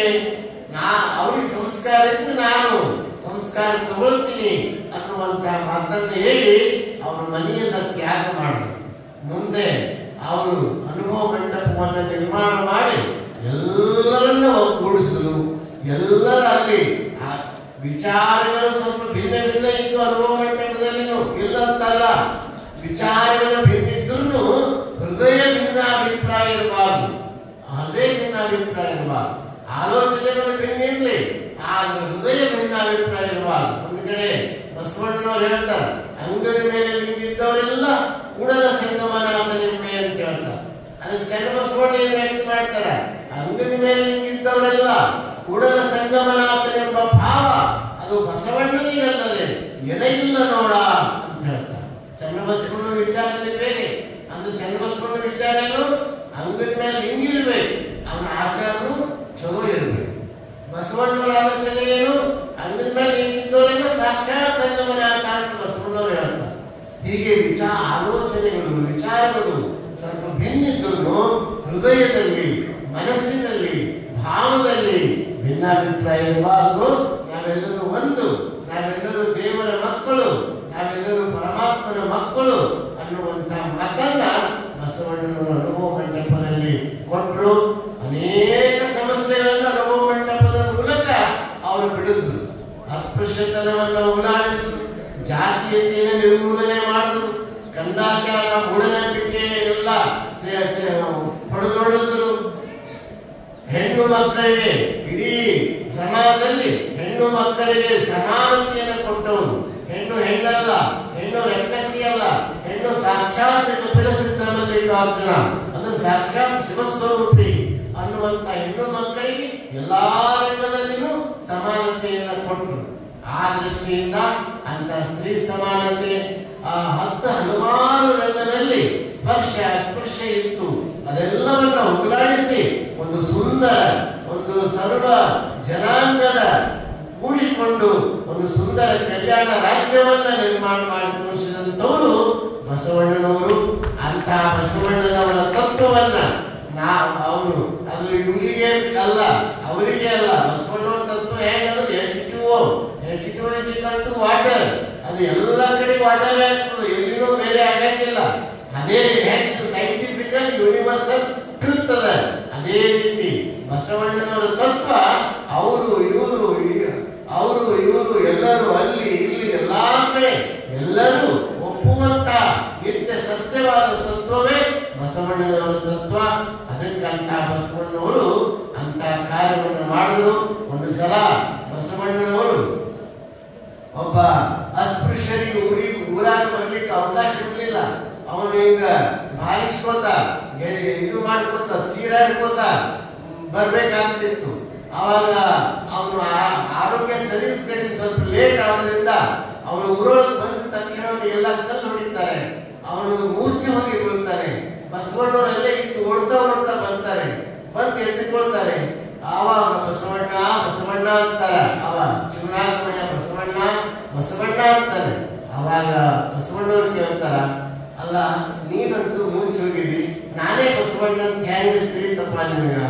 ಆವಾಗ ಅವ ಹೇಳ್ತಾನ, ಬಸವಣ್ಣ ಈ ಕಲ್ಯಾಣ ರಾಜ್ಯದಲ್ಲಿ ಬಿದ್ದವರಿಗೆ ಎತ್ತವರು ಬಸವಣ್ಣ ಬಿಟ್ಟು ಮತ್ತಾರದರಪ್ಪ, ಬಸವಣ್ಣ ಒಬ್ಬನೇ ಬಿದ್ದವ್ರ ಮೇಲೆ ಬಿದ್ದವರನ್ನ ಮೇಲೆತ್ತುವಂಥವನು ಅನ್ನುವಂತ ಮಾತನ್ನ ಹೇಳ್ತಾರೆ. ಆ ದೃಷ್ಟಿಯಿಂದ ಬಸವಣ್ಣನವರು ಎಲ್ಲರನ್ನ ಇವನಾರವ ಇವನಾರವ ಇವನಾರವ ಎಂದರೆ ಇವ ನಮ್ಮವ ನಮ್ಮವ ನಮ್ಮವ ಅಂತ ಅಪ್ಪಿಕೊಂಡ್ರು. ಅಪ್ಪನು ನಮ್ಮ ಮಾದಾರ ಚೆನ್ನಯ್ಯ, ಬಪ್ಪನು ನಮ್ಮ ಡೋಹಾರ ಕಕ್ಕಯ್ಯ ಅಂತ ಹೇಳಿದ್ರು. ಅಷ್ಟೇ ಅಲ್ಲ, ಚಿಕ್ಕ ಮಾದಾರ ಚೆನ್ನಯ್ಯನ ಬಾಯ ತಾಂಬೂಲವ ಬೆಳೆಯುವೆ, ಬೀರುಡಿಯ ಒಲಿಯುವೆ, ಪಾದರಕ್ಷೆ ಕಾಯ್ದು ಬದುಕುವೆ ಅಂತ ಹೇಳಿದ್ರು. ಅಂದ್ರೆ ಅವರಿಗೆ ಕೆಳವರ್ಗದವರಿಗೆ ಅಸ್ಪೃಶ್ಯರಿಗೆ ಎಷ್ಟು ಹೃದಯದಲ್ಲಿ ಇಟ್ಕೊಂಡ್ರು ಅವರಿಗೆ ತೃಪ್ತಿ ಇಲ್ಲ. ಅಷ್ಟೊಂದು ಒಪ್ಪಿಕೊಂಡು ಅವರನ್ನೆಲ್ಲ ಮೇಲ್ಗೆತ್ತರಕ್ಕೆ ಏರಿಸಿದ್ರು. ಮಾದಾರ ಚೆನ್ನಯ್ಯನವರ ವಚನ ಇವತ್ತು PhD ಆಗ್ತಾ ಇದ್ದಾರೆ. ಒಬ್ಬ ದನ ಕಾಯುವಂತ ತುರುಗಾಯಿ ರಾಮಣ್ಣ ಇವತ್ತು ವಚನಗಳ ಬರೆದಿದ್ದು ಅನೇಕ PhD ಪ್ರಬಂಧವನ್ನು ಮಂಡಿಸ್ತಾ ಇದ್ದಾರೆ. ಒಬ್ಬ ವೇಶ್ಯೆ ಹೆಣ್ಣು ಮಗಳು ವೇಶ್ಯ ವೃತ್ತಿಯನ್ನೇ ನಿರ್ಮೂಲನೆ ಮಾಡಿದವರು ಬಸವಣ್ಣನವರು. ಸೂರ್ಯ ಸಂಕವೇ ಶರಣಿ ಆಗ್ತಾರೆ, ಆಕೆಯೂ ವಚನ ಬಂದಿದ್ದಾಳೆ. ಹೀಗೆ ಎಲ್ಲರನ್ನ ಕೆಳವರ್ಗದವರನ್ನ ಮೇಲೆತ್ತಿ ಸಮಾಜವನ್ನು ನಿರ್ಮಾಣ ಮಾಡಿರುವಂತಹ ಶ್ರೇಯಸ್ಸು ಅದು ಬಸವಣ್ಣವರಿಗೆ ಸಲ್ತದೆ. ಇವತ್ತು ಮಂಗಳೂರು ನಾವು ಬಹುತೇಕ ನಾನು ಮಂಗಳೂರಿಗೆ ಇದು ಮೊದಲನೇ ಸಲನೇ ಬಂದೀನಿ. ಮೊದಲನೇ ಸಲ ಬಂದಾಗ ಇಲ್ಲಿನ ಐಕ್ಯತೆ, ಎಲ್ಲರೂ ಆ ಪ್ರೀತಿಯಿಂದ ಇರೋದು, ಇಲ್ಲಿ ಹೇಳಿದ್ರು ಗುರುಗಳು, ಇಲ್ಲಿ ಅನೇಕ ಭಾಷೆಗಳು ಒಟ್ಟಾಗಿರ್ತೀವಿ, ಒಟ್ಟಾಗಿ ನಾವು ಮಾಡ್ತೀವಿ ಅಂತ ಹೇಳಿದ್ರು. ಅದಕ್ಕೆ ಇದು ನೋಡಿ ನನಗೆ ಬಹಳ ಖುಷಿ ಆಯಿತು, ಬಹಳ ಸಂತೋಷ ಆಯಿತು. ಇದೇ ನಿಜವಾದ ಬಸವ ಸಂದೇಶ ಅಂದ್ರೆ ಇದೆ. ಎಲ್ಲರ ಹೃದಯದಲ್ಲಿಯೂ ದೇವರಿದ್ದಾನೆ, ಎಲ್ಲರ ಹೃದಯದಲ್ಲಿಯೂ ಆ ಪರಮಾತ್ಮ ಇದ್ದಾನೆ. ಅದಕ್ಕೆ ನಾವು ನೀವು ಎಲ್ಲರೂ ಬಹಳ ದಿವಸ ಬದುಕಲಿಕ್ಕೆ ಬಂದಿಲ್ಲ. ಇರಷ್ಟು ದಿವಸ ನಾವು ನೀವು ಎಲ್ಲರೂ ಪ್ರೇಮದಿಂದ ಬದುಕದೆ ಅದು ನಿಜವಾದ ಬಸವ ಸಿದ್ಧಾಂತ ಅಂದ್ರೆ ಅದೇ ಬಸವ ಸಿದ್ಧಾಂತ.